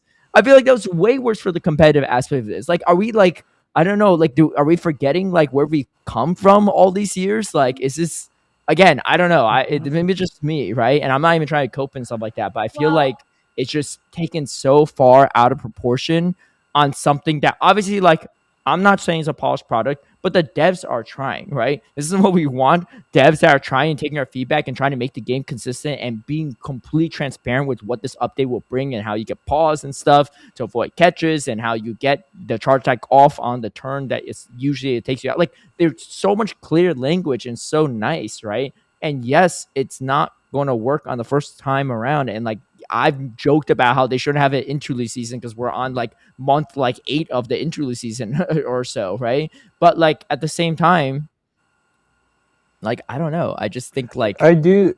Yeah, it's like so ridiculous to me. Do whatever you want to quit. Don't let me stop you. But I think like this is really not that bad. And some people, I will admit, probably weren't even around back in 2019, 2020, right when GBL first came out, or right when PP came out, all this stuff. So they don't know how bad it was, right? But it's like complaining about how like this flashlight needs batteries now and is not solar powered when, you know, like a couple years ago we were only walking around with torches in our hands because we didn't even have flashlight technology, right? Like that's like how it feels. Like I feel like it's a very, I don't know. Anyway, there's a big difference between like now and then, though, simply because it's not new anymore. Like there's a certain degree of excitement and ambition and passion for a new thing in the game, and particularly a thing that this game, like, or Pokemon itself, was kind of designed around, that people could finally do in Go. So I think there was a little bit more optimism generally in the community at that time, despite all the problems. But now, I mean, we've had many years now of PvP, and people are, I think, just in general, maybe a little more tired. Now, I still don't think that they have to make a big deal about, like, if you want to stop playing the game, stop playing the game. But like, it's a game. You don't need to act like this is your whole job, your whole life, and make a big retirement post. Like, that's a little bit much. Well, I mean, if you are gonna make the retirement post, hopefully you are actually retiring, right? But like I don't know. I hate those. Like, I remember, I'm not going to name names. So this one content creator said they're retiring. I was like, oh, like I appreciate all you did for the years and stuff like that.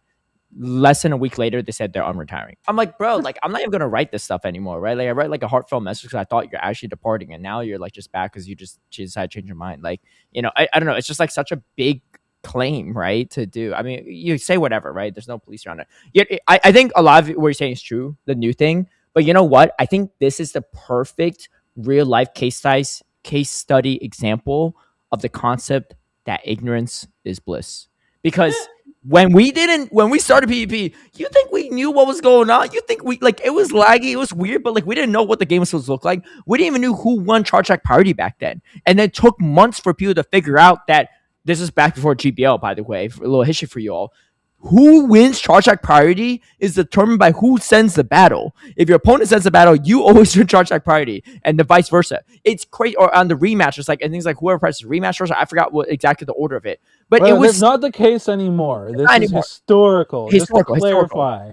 Historical. But like, you know how, like, in hindsight, you know how funky that is, that you got Bastia win Charge Attack Priority over a Swamper, right, over a Nihilate, whatever. Obviously Nihilate wasn't even out back then, but like that's how it was, because it's due to how we send the battles. Like, we didn't even know how that worked, right? We used to like coin flip for stuff. Yeah, I think a coin flip to see who sent it to win Charge Attack Priority for a game. People did not understand the mechanics and nuances of the game as much back then. 100%. Even the best players didn't understand it, right?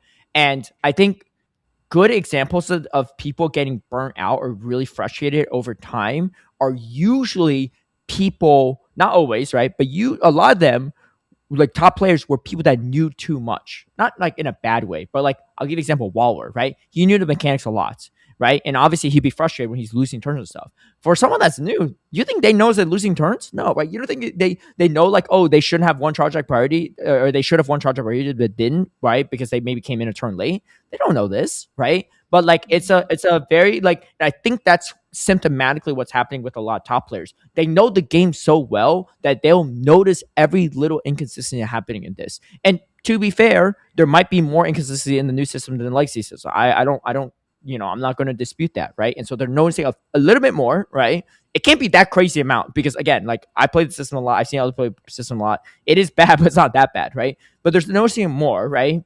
And like whether it's like, they're losing turns like maybe 3 times in 5 battles. Now they're losing it 6 times in 5 battles. It's twice the amount. If it feels like, the end of the world, right? But I think again, like there's just like a time to like take a step back and be like, all right, it's only in GBL right now. Obviously, GBL for some people is very important, right? But like, there's not as much money on the line. Like, and especially the way I always look at GBL is it all evens out, unless you're using absolutely terrible phone and on terrible connection. But that's like a whole different issue. If you're using like good enough equipment and good enough service, it all evens out. I will lag out some and get a loss for it. Sometimes my opponents will. The most frustrating part is when we both get a game loss and then no one really wins there. It is what it is, right? But that happens to everyone across the board too. Like it all evens out. And like, so like, yes, like we're all like frustrated about the same thing, but we're all impacted about the same anyway.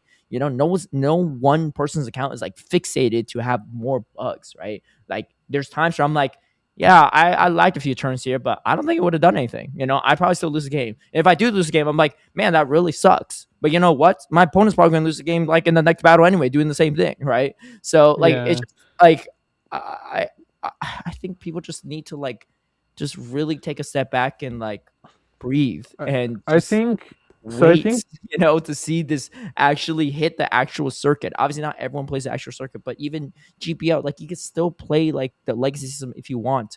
But I promise you, the new system's really not going to destroy your mental health to the point where you need to quit the game, right? And if it does, I think there's just more important things you need to like work on in your personal life, right? And don't even worry about GPL, right? Like I think that's my greater concern for people's public, personal health. just don't worry about GBL in general. Like seriously.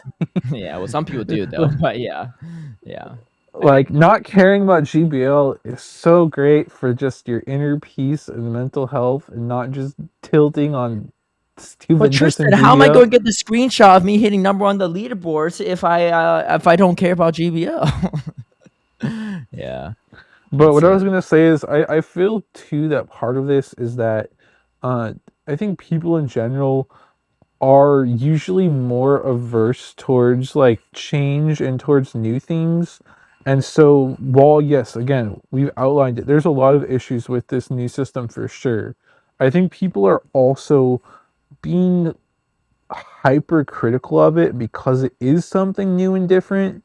And so they're being a lot more critical and negative about it compared to the legacy system, because the legacy system is something they know and are familiar with.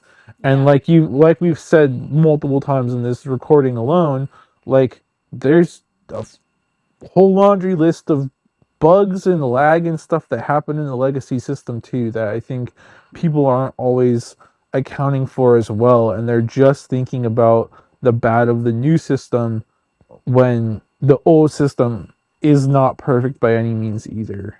Like, yeah. And like, obviously, if the new system works as intended, it will 100% be better than the legacy system, because I can name multiple instances where the entire outcome of a tournament should be different if the legacy system actually performed it how it should have.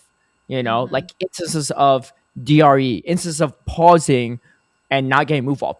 Anacore, and this is nothing against Colin, obviously, Anacore should have beaten Colin in that one tournament in that losers bracket.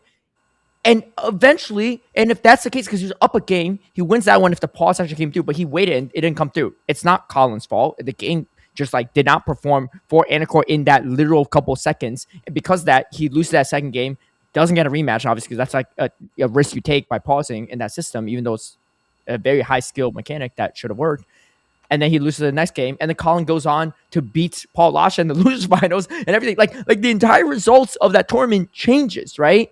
And because like there are, like, if you think about it realistically, people have lost thousands of dollars because of the legacy system not working correctly. And some people are legitimately saying, like some top players are saying, like, that's a risk I'll take.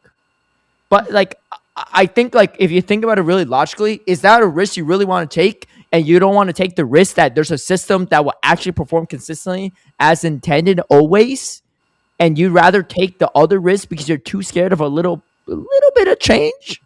Like, well, and the other thing too is like the new system has so much potential. yes, Like obviously it's so Mhm. rough around the edges. There's a lot of things that need to be fixed and made better. Absolutely.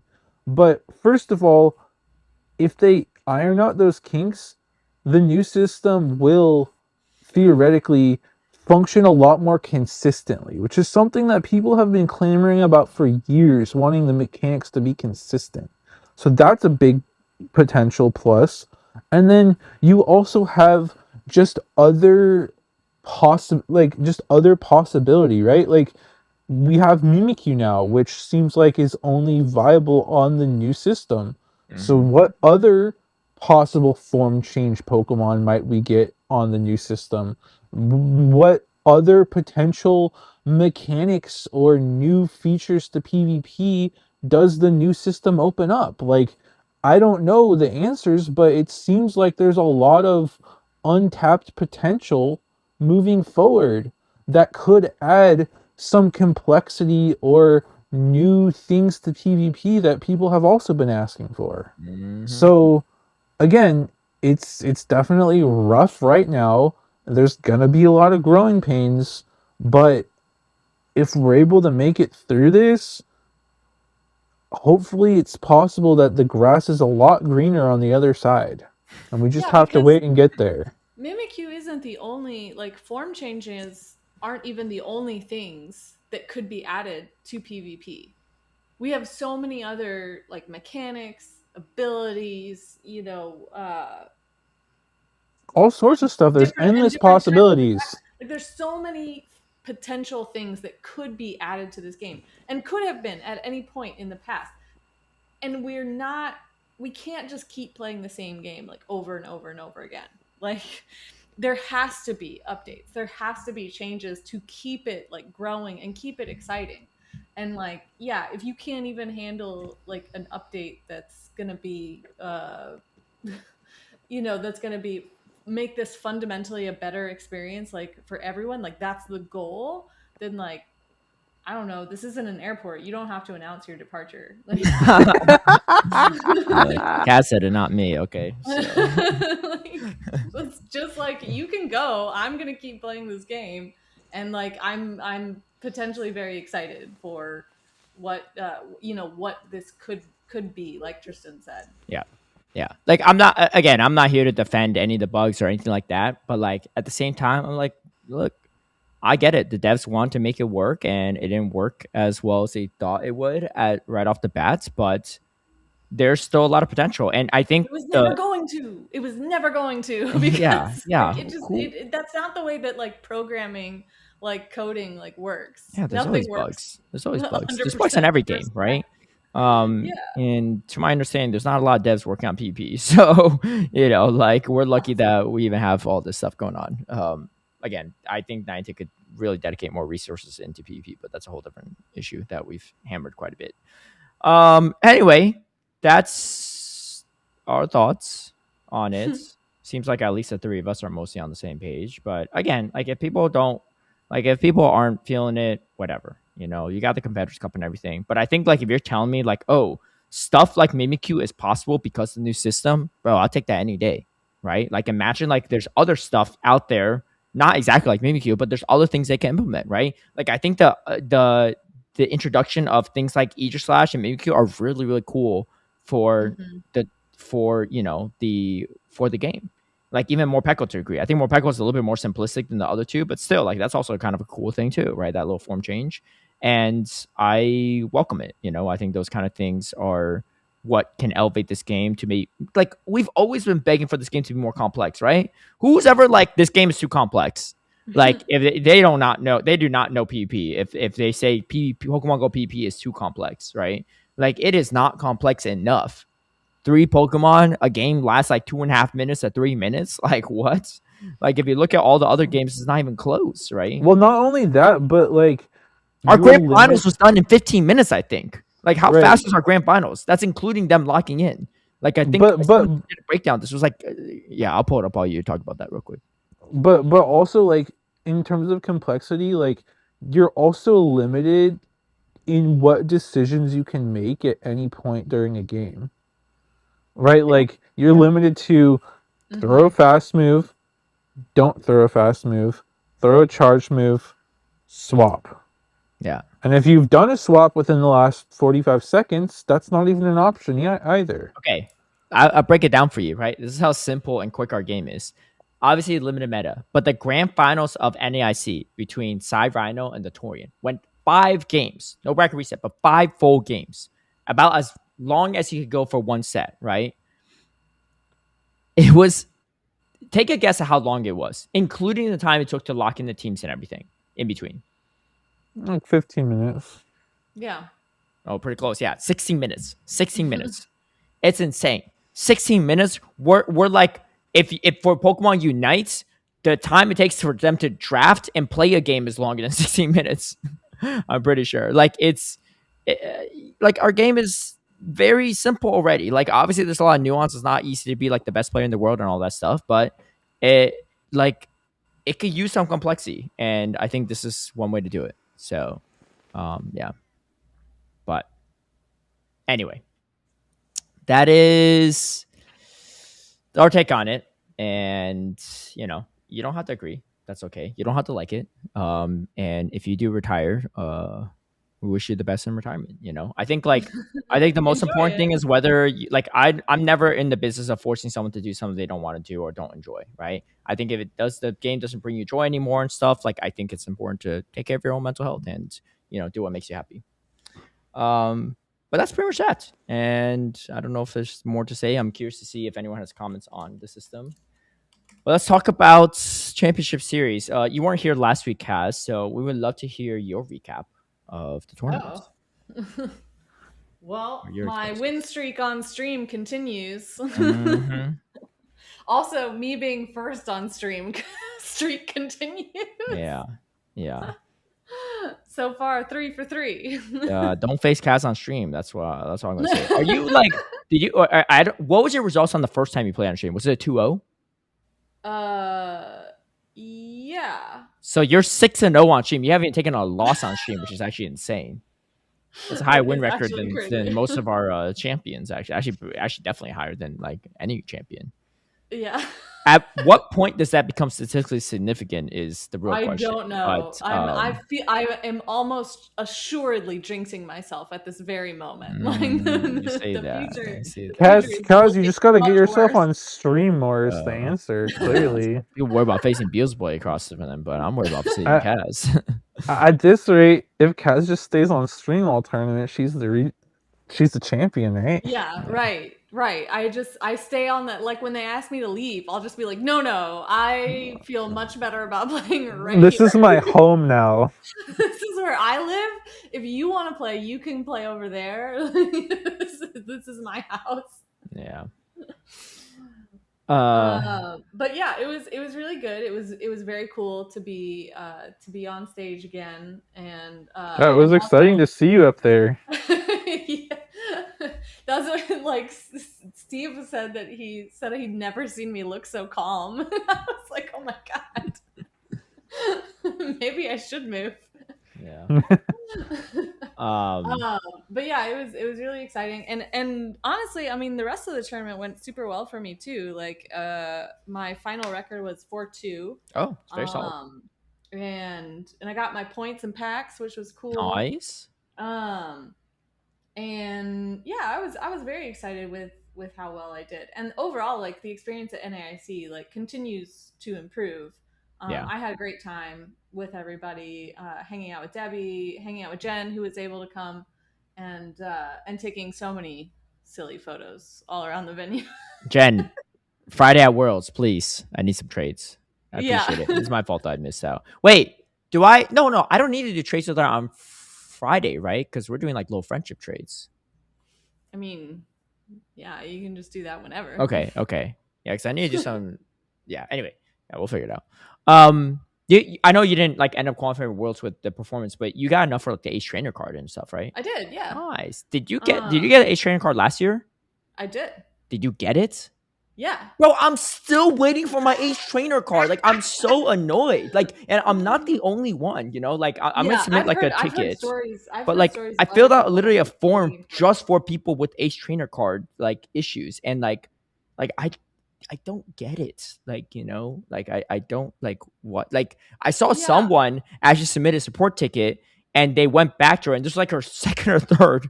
And they're like, sorry, according to our data, you haven't qualified for Ace Trainer card for 2025. And she's like, you literally sent me an email. Here's an email from you all saying I qualified for it. And here's all my results last year. What are we talking about? Yeah. I mean, I'm going to. I haven't gone that deep yet, but I'm going to submit one like probably today, hopefully, if I remember. And I honestly I did not have. I swear, if they send me that email, they kept just saying like, "Oh, you'll receive your reward soon" or whatever. And I was like, "Okay." When did you get it in the mail? I got mine in the mail for 2025, like in 2025, maybe. No, I got it like this year. It was like in January or February, I think. Still, yeah, I think I got mine in like January. Dude, I'm 5 months out. Yeah, I legitimately don't think like it's en route. Like, I think it's just like they just forgot to send it to me for whatever reason. I mean, yeah, I support a ticket, I guess. Yeah, I don't know. I'm gonna send it. But I swear, if they come back with me, be like, well, we don't think you got enough points. I'm like, I literally qualified for Worlds. What you mean I didn't have enough points? It wasn't on no auto. Even if it was an auto qualification, I would have still had enough points. Like, yeah. Anyway, I mean, that's like, you know, whatever. Like logistical things like that can happen. I will update you all on the progress of it. Yeah, in our new ongoing segment, has Caleb yet received his Ace Trainer card? Caleb finally has a segment. Yeah. And I definitely, because I was not able to do very many locals this year, and I definitely did not travel to like as many regionals. Like I went to Merida and Orlando, and that was like it before NAIC. So I definitely would not have qualified for it if it were not for NAIC. So, oh, nice. So it's clutch performance right there. Yeah. It was really good. And all my battles were really good, really close. I did have one opponent who I think was pretty new to the game. But I mean, something was the one you play on stage or no? No. She wasn't bad. She wasn't bad either. No. I talked to her later. She just didn't have very much experience because she said that she travels to regionals and plays when her son is playing TCG. Oh, that's super nice. Yeah. So whenever he's going to a regional, she goes and competes in Go because she enjoys that more. And I'm like, that's awesome. And she's like, I don't have to sit around for like 12 rounds of TCG Swiss. Yeah, exactly. And then my second opponent was also like fairly new, but they had made a team like in the meta. And something I was explaining to other people, like while we were kind of like standing around talking and stuff, is like there was a lot of talk this year because of how quickly the Go passes actually like sold out, that they were being bought up by people from other games, who couldn't get into theirs or whatever. Or just wanting to spectate or wanting just the kit, that sort of thing. Yeah, both, all the above.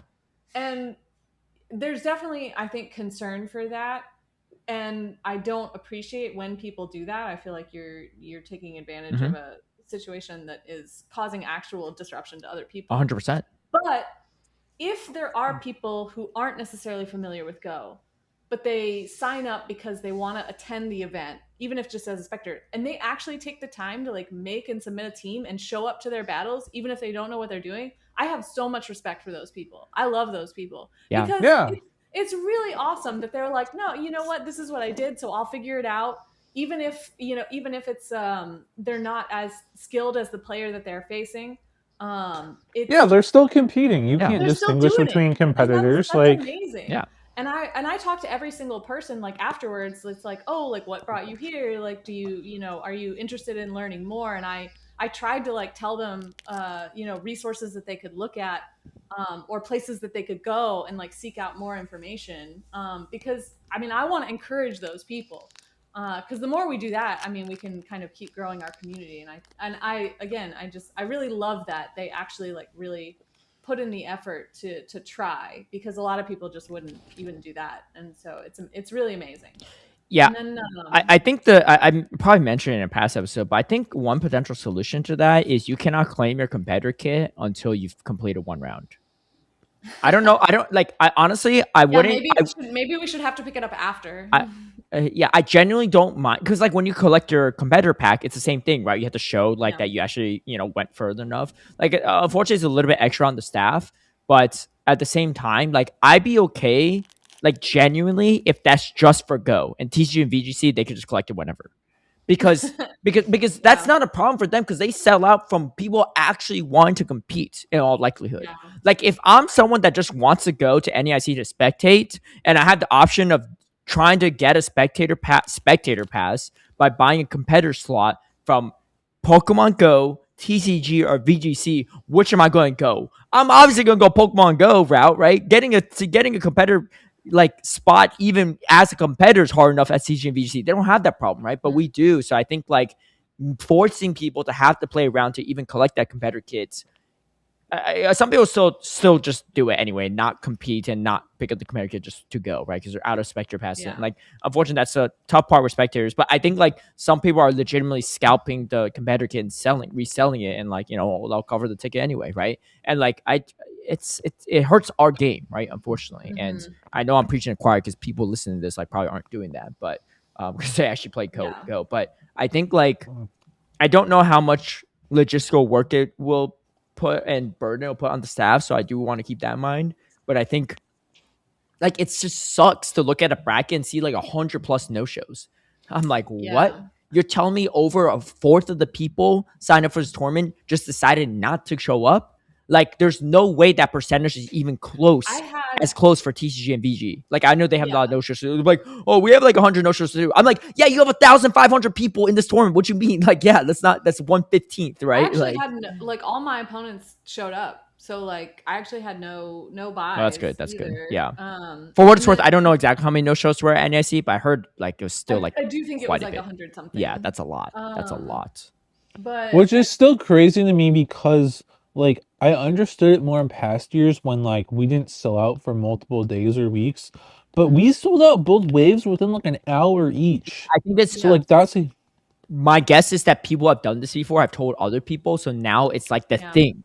Now people have caught on. They're like, oh, let me. If I'm, again, just a hypothetical, right? Like I don't know if this is actually happening, but like let's say if I'm a TCG player, I'm like, oh, Tristan, you want to come watch me at New Orleans? You're like, yeah, sure. I'm not going to compete, right? I'm like, how do I get a Spectre Pass? I was like, well, Spectre Pass you just go out real quick, but if you buy a Go Pass, I heard that works pretty easily, and you get a competitor kit, and you could just sell it for get your money back, right? And I'm like, oh, sure. Like I think like over time, the word of mouth of how to do that has gone on for so long that like it's a thing. And okay, like admittedly so, there's like times where like I know people that cannot get a spectator pass because they just don't have enough, right? Like, I really want my parents to go to this. I was like, honestly, like they could just buy a competitor pass if they want to, right? Like and like they'll do it, right? Because like they have no way to do it. So I understand like the need for it, and it just unfortunately does like hurt us in the process, but.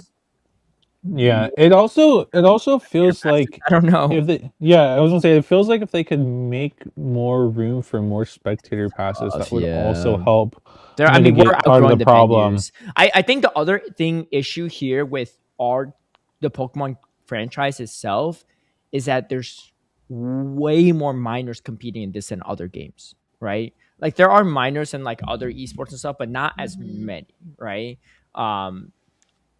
Well, I think for most games outside like fighting games maybe, but like outside of that, most of them are just trading card games. And like I don't think the amount of minors I don't know, I could be wrong, but I feel like the Pokemon community has a way higher percentage of minors competing than in like Yu-Gi-Oh or Magic the Gathering, Riftbound, all that stuff. And because of that, well, they have to go with the Guardian, so that spectator their parents have to buy a spectator. Like if their parents don't get a spectator pass, they can't go, right? Like how could the kids go in the venue? Yeah. But I get it. We're kind of at capacity, so what can you do about it? So, yeah. By the way, did you guys get the Magikarp toy from the Pokemon Center? I sure did for the cat. I haven't taken it out yet. I knew Mittens would not appreciate. Like he doesn't care for those sorts of things. So, it was just gonna be a waste. But Jen got it for her cats, and she sent me a video of them enjoying it very much. Nice. Maybe I need to try that and see. I Yeah, posted. my cat's been enjoying it for sure. Oh. Definitely one of the most expensive cat toys I've got. Yeah, it's true. It was But pricey. worth. Well, Gyarados my favorite Pokemon too. So a Magikarp toy, man. Yeah. Even my cats don't like it. I'm gonna like it. And yes, to answer the questions of like all the people who messaged me this particular item in the Pokemon Center, yes, I did buy the avian Pokemon poster. Was that the first? No. What? Who was the first? It was actually Jiraka. How did he see it before me? I thought I had the early slot. I don't You know. saw He got online? it from like someone else. Yeah. Dang, dude. Yeah, but anyway, for this I don't know. There's a poster in the Pokemon Center in NAIC, and you might have it somewhere in behind you, but it's a poster of all the bird Pokemon. I was like, there's no way that Kaz didn't just message someone in the Pokemon company to make this for her, because it's like the most perfect thing I've seen for. No, because if they made it for me, it would have included a lot of Pokemon that it didn't include on there. Yeah, they can't make it too obvious, you know. They can't let Where Is is there any- Piplup? Like, where is Piplup and Empoleon? This is Penguin Erasure. Wait, did it have Cresselia? Nope. That's not a bird. Come on, it's got feathers. It's not. It's got feathers. Yeah, but it's not a bird though. It's not a bird. What other prominent bird Pokemon were missing on it? Obviously, they can't include all the bird Pokemon, right? Was that up to a certain generation, or they had like recent stuff too? It had some. Actually, like I think the I have a most photo of recent. this because I can pull it up. Empoleon is Gen 4, so that's like not. Yeah, exactly. And don't tell me that it's because it's not like a flying type, because it had like Galarian Farfetch'd on there, which is a pure fighting type, right? Did it have like Psyduck and Golduck? Okay, wait, I'm looking at it right now. Yeah, you can pull it up too. So it's got. Does it have Psyduck? I don't see Psyduck here. It's Pelipper. I mean, a lot of these things are very prominent winged Pokemon. All the Oricorio, Halucha, like Swablu. Wait, Kaz, did you get the poster? I did. Yeah. So like the most recent one it has is I think Flamigo. Like Flamigo. Yeah, that's Gen Watchel 9. And Bombardier, those are all like from Paldea. Oh, this poster is $50. Holy. Yeah. But we don't need to talk about it. I mean, no, that's fine. I mean, I'm not judging, but like that is pretty crazy profit margins for a poster. Kaz is the Futurama meme. Shut up and take my money. Yeah. So you're missing Psyduck and Golduck, and you're missing like Piplup, the Piplup line. And they don't like, I mean, they're definitely missing plenty, right? Yeah, they're missing like so many. They don't have legendaries on here. Isn't standards. Lugia kind of a bird? They don't have the Articuno, Zapdos, and Moltres. What? Yeah, they don't have those. Which also, like, I noticed just this morning, and I was like, huh. They don't have Ho-Oh. Like, they don't have any legendary birds. I mean, I think they just want to make it fair, I guess, right? Because if they put those, they had to put Ho-Oh on. They had to put. You do have, like, they probably started doing this and were like, oh, Ho-Oh's a flying turkey. This was a mistake. You know what though? This has unforeseen You consequences. know what Pokemon company you can do? At the next Pokemon Center, you could say Avian Pokemon Poster Part 2 and include all the other ones. Because the Part 1ers are going to buy it, Even if it's double in price, I'm sure Kaz will buy it. $100 for the legendaries, Kaz. I waffled on it for a long time. Let's be real. How long was it really? Like 30 seconds. Huh?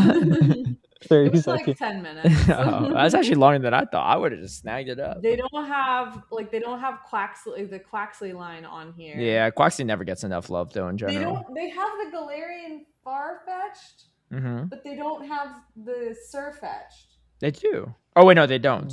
You're Do right. they have Kanto Farfetch'd? Yeah, they do. It's Kanto and Galarian, but no Surfetch'd. Yeah. That is really weird, actually. Yeah, and they actually have the they have the Rowlet line, but they don't have the Hisui and Decidueye on there either. Do they have like all the like early route birds? Like, do they have all of the Noctowls and Pidgeots and Talonflames and? Yeah, they have those. They have Starly. Toucanon. They do. Do they have Starly? They don't have like any of the fossil ones. Oh, like they don't have the Archeops, which like is a bird ancestor. Come on. I'm trying to see if any of these What Pokemon about here. Aerodactyl? No, Yeah. no, none of that. They don't have. Too They also prehistoric. don't have like Togepi, Togetic, and Oh, true. Yeah, yeah. Togekiss. Like even It's though not bird we enough. I literally- feel like. Don't you come at me with that. I'm just saying. It's not. Oh, It you know comes what from it an egg. is? You It know comes what from it an is? egg. I think all the okay, not the preforms, but all the evolve. Wait, maybe the preforms too. Wait, no. What's typing is Delibird again? It's a flying. Ice flying. So I don't think there's a single Pokemon here that's not flying type, which might be why. The Galarian Farfetch'd is a pure fighting type. Oh, it is. Oh, never mind. Then. Yeah. I was gonna say Galarian Surfetch or Surfetch isn't. So. Flamigo is also like No, Flamingo's flying. That is flying. Fine. Okay. Come on, Kaz. Know your birds. Come on, Kaz. Okay, yeah, but Yeah. okay. The Surfetch is actually what kills my theory right there, though, because that is pure fighting. Yeah. Wait, is Swanna on there? Swanna is. Yeah, Swanna is. There is. Let's see. Yeah, and like the legendary birds from Gen 1, not on there. Yeah. All right. Anyways, what else? What else did you experience at NAIC, Kaz? This is my favorite thing. All right, I'll be right back. I'm gonna grab some water. I'll be right back. I think your Alolan Raichu committed some war crimes on stream. It did. It was very it was very bad. I mean, she didn't really have a choice, right? Like because the Feraligatr was like her best counter, and like you would have to shield either move. Like it didn't matter if I was gonna go for the Wild Charge then or later, like or the Trailblaze. Like it just didn't matter. So it was just the Raichu was just in that particular matchup like very free. Unfortunately, I did not feel that Raichu was a huge help in like some of my later games because like the double fairy for this particular meta was a problem, and like I lost against Elite because he knew how to use his double fairy line really well. But then my next two opponents, Battle Bill and Dan Pharma D, they also had double fairy lines, but because of my experience with Elite, I was like, okay, I have a plan. So I was actually able to pull those ones out, and they were really, really close. Those were both 2-1s. So it was really, really good battles all around. And even my second loss, I don't remember, Alex Brownie, I think. Like the games were really, really close, and it was a 2-1 loss for me. But he was very, very good. And I asked him like kind of like where because I wasn't familiar with his name. I was like, what is your experience? Like, where have you like learned all these things? He was like, oh, I do the Battle Frontier, but not really much else. And I'm like, not much else? Like, you're so good, my dude. But yeah, they were all really good games. I was very He had a Swanna. How did it feel to lose to a fellow bird user? He didn't actually really use the Swanna against me, so I mean, I guess you have a Alolan Raichu. Dodge that bullet. Yeah. I mean, anyone that did try to like have a Swanna, they were just like they saw the Raichu and did not feel strongly about using it. But I had a lot of fun with the meta itself. Like I think it was really good, and I really enjoyed watching all the battles on stream. Like I think there was a really good amount of diversity of Pokemon, and because I mean I know that there were some very high percentage usage things like Grumpig and Miltank, but I still think we got to see a lot of really cool Pokemon on stream and like a good flexibility of play like all around. So I really enjoyed watching it. I really enjoyed playing it. So I hope they kind of like continue to this trend into next year of giving us these unique metas, and maybe even at more tournaments too, because it was a lot of fun to build for. What was your MVP? My MVP, I mean, I did like the Alolan Raichu in those first battles, but as for the other ones, I actually thought Miltank was really, really useful. It's just so neutral into most things, and it's like one of the normal types that I think could take a dynamic punch from Grumpig better than other things. Yeah. As long as it wasn't too low already. But I actually ended up bringing that like to a lot of games. And I had my bird on my team was the Pidgeot, which I also like when I got to like when I felt that I could use it, it was really good. But there was a lot of times that I was just kind of worried, and there were a lot more people running Double Fairy than I thought. So like there was a lot of Alola Ninetales to worry about. Yeah. That's just another reason that I thought Miltank was actually quite good. So yeah, it was really it was a lot of fun, and I got out to do like other New Orleans things this time, which I don't feel like I really did last time. I went birding on Thursday. Didn't really see much, but I got really good pictures of a night heron, which was always fun. And I went and ate crawfish for the first time, which was really entertaining. Little sea bugs. So all around, like I had a really great time. And You did some other stuff like in the venue, right? Some other activities and oh yeah, stuff I with was trying to Jen. do yeah, because like I mean Jen was just spectating, so once I was knocked out, we were just trying to do we went and did the play lab for both the TCG and for champions. How was that? It was good. I kind of like as a person who hasn't like I've played the main series games, but kind of only in the story mode. Like I've never really done the competitive mode. So like from that angle, I kind of wish that maybe they would have explained it a little bit more because I was kind of just like going for like attack, attack, Right. and Is that it still something didn't you would me. is it something you would like recommend Oh yeah, trying at Worlds sort of a deal? yeah. It was complicated with because they did change it like last year when I did the play lab. It was just kind of like you go and get in line for the game you want, and then you get broken into groups and you go and you wait until there's a spot for you and you go. But I guess because like maybe the lines were long last year and because Champions was like in very high demand, they actually had like a ticketing system where you had to like 2 hours they had certain blocks available and 2 hours before that you had to go online and like reserve your spot. It didn't cost anything, but you had to like actually put in your information and sign up to go. And Champions, there were only 12 spots for it like every 15 minutes, and I swear they filled up insanely quick. It was really really difficult to get in. I'm really surprised that Jen and I actually managed to do it because I know several other people kept trying and like were not able to do it. um, so that was kind of like one thing that was difficult is I know that it's a lot to have switches like for everybody to play on, but at the same time it's like this is a really high demand like in demand game.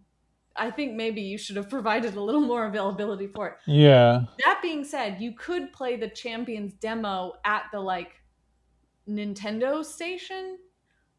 They had a demo for Champions and they had a demo for Pokopia that were like side by side.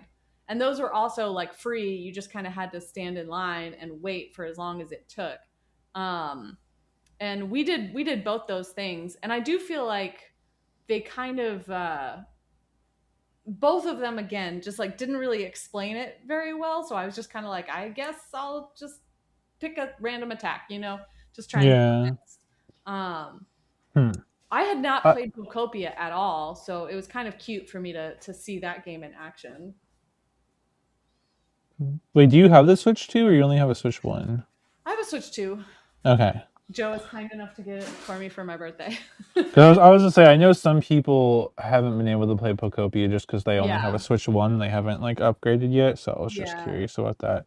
I It's was gonna say too, I unfortunate. wonder if Champions Play Lab will be different at Worlds now that it's out on mobile too. Like maybe they'll have some phones or something for additional. Oh, that's a good point. I don't know. We'll have to see what they do, but that's a possibility, I guess. It is a possibility. That's one way that you could add more spots if you like don't want to provide a bunch of switches. Maybe phones are Yeah. easier. I don't know. What other were there any other fun like activities you did like at the venue? We took a bunch of photos with like all the mascots because they had Pikachu, they had Gengar there, which apparently Gengar is like a rare one, so that was Oh. really cute. And then they had like the giant Pikachu that was in the back. Oh, and we found the arts and crafts table where they just had like brown paper lining the tables and a bunch of crayons, so we just drew some Pokemon. Kaz, Jen, and arts and crafts, that's a deadly combo. it's very bad. We love it so much. So yeah, they're like, that's the other thing about NAIC that I really love is like, even if you just do want to spectate and you can get the ticket, or if you know make your team and compete and get knocked out early, like there's tons of other stuff to do around the venue. It's really entertaining. And of course I had a lot of fun just interacting with people like around the Go area and watching the battles there and chatting with people about them. That was really cool. Yeah. How do you feel about it being in Chicago next year? It's tough because I liked New Orleans because it's easier for me to drive to. Chicago, I'd have to break that into like 2 days. Maybe I could stop at my parents for one night. They're on the way. But I do think that overall it's a good location for people, and also the potential power combo of like going to GoFest and then NAIC. Yeah, really hope those are like back-to-back weekends. That would be cool. Yeah. We'll have to see. I also do know that the fossil exhibit is supposed to be in Chicago like through the summer of next year, I think. So No, it's through like May. Oh, it's through like May. Oh man. So it's a bummer because like I don't think I'll make it out to Chicago before like NAIC next year at the soonest. So like because I was looking and it ends like a little bit before. Look, if you have any connects, if anyone has any connects with the people in the museum, let me know how much they're asking for the Bastion fossil. You know, Just the whole fossil. whole thing. I'll put it in the You're I'll put it in the middle of my apartment. I Yeah. don't even care. You know, You cover the legs in like the like jute so the cats can claw at it too. realistically though, what are they going to use that for after it's done with the exhibit? I think they might be Well, moving the it's exhibit going- somewhere else. Yeah. Yeah, like, to first of my all, house. It's a traveling exhibit, so it's gonna go somewhere else. Yeah, in the you could world. travel to Second of LA all- to see if you like, right? Second of all, even if it wasn't, like they're gonna keep that in a vault somewhere, and they're gonna haul it out for some other event down the line. Like, You know, come on. Caleb, if you get that Bastion, it better be behind you in every single recording where we can see Oh, it. absolutely. All right. I mean, assuming I get it legally, It's our right? new logo. Yeah. It's our Assuming new it's logo. Assuming He like says that, which means like he might get it illegally if it goes missing. I'm just joking. Check Caleb's apartment much, first. right? I don't have that kind of money to like somehow get someone to even do that. Or and even if I did, I would just have the artist make me a personal one, honestly. But The authorities are watching. yeah. I just want to state it out there before anyone takes it out of context. But dude, imagine right next to me a giant freaking Bastion. And hopefully when they rebuff it one day, I win and I'm just like petting that thing right after the win. Oh my god. Man, that'd be crazy. But I'm telling you, that's gonna be your new plushie. Like, you gonna drag that thing on stage? dude, that thing's massive. There's no way. I was like, hey, it's official product from the Pokemon company, I believe, so it should be eligible. It's true. It's legal. Honestly, if they made like It's homemade. if they made a mini, yeah, it's homemade. If they made a miniature one of that, that'd be fine too. Yeah, I'll probably buy it and just like put it up there. You know, that's actually even better. You know why? It's so fitting because Bastion as a plushie, I was using it when it's meta relevant, right? Now that it's meta irrelevant, I'm like, it's now extinct, right? It's in the fossil version, yeah. Speaking of things that are extinct, who's saying Wigglytuff will still be relevant here? It's not relevant at all. Come on now. I've been saying this, right? Dude, actually, that reminds me. When I made my tier list and someone said that Wigglytuff would be hyper relevant, stuff like that, I was like, I'm gonna bookmark this and come back to it in a few weeks. I think it's time that I come back in a few weeks.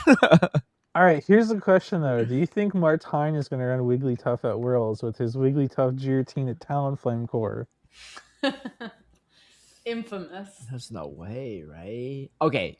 It's a Listen. possibility, but like if anyone's gonna do it, it's so nerfed though. Like he's like, I don't know. If he does that and makes it work, insane. Like best player in the world, right? I mean, some people already say that anyway, but use like I don't think people understand using a nerf Pokemon like that is really, really hard. He used Wigglytuff when it's like still really good, right? And like same thing with Talonflame, whatever. Like they never really got nerfed. They just, they changed a little bit over the years. Obviously, like it's like well, no, even the Giratina Origin right now, it never got nerfed really, right? Or was it? What was it? Maybe Shadow Sneak got changed. Was that what it was? Oh no, Almond Swin.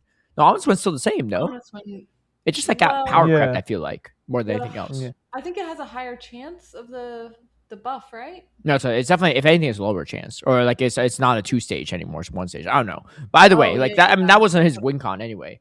But no, I don't think people understand like how hard it is to use Pokemon that are like slightly nerfed, because that slight nerf loses you so many like matchups you used to win, and like that like cascades to so many different matchups. That's why I tell people Bastion's not worth it.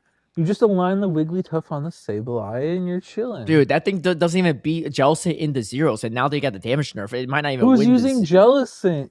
at Worlds? Don't even say nothing, right? Marcho Gale got beat by a Shadow Save by Toadschool. Anything goes at Worlds, right? Jellicent is a very fine Pokemon still to use in this meta. I don't know if it's like I don't think it's gonna be on every team by any means, but like it's still a very solid Pokemon that like I wouldn't be surprised at all if there's a couple people at Worlds running it.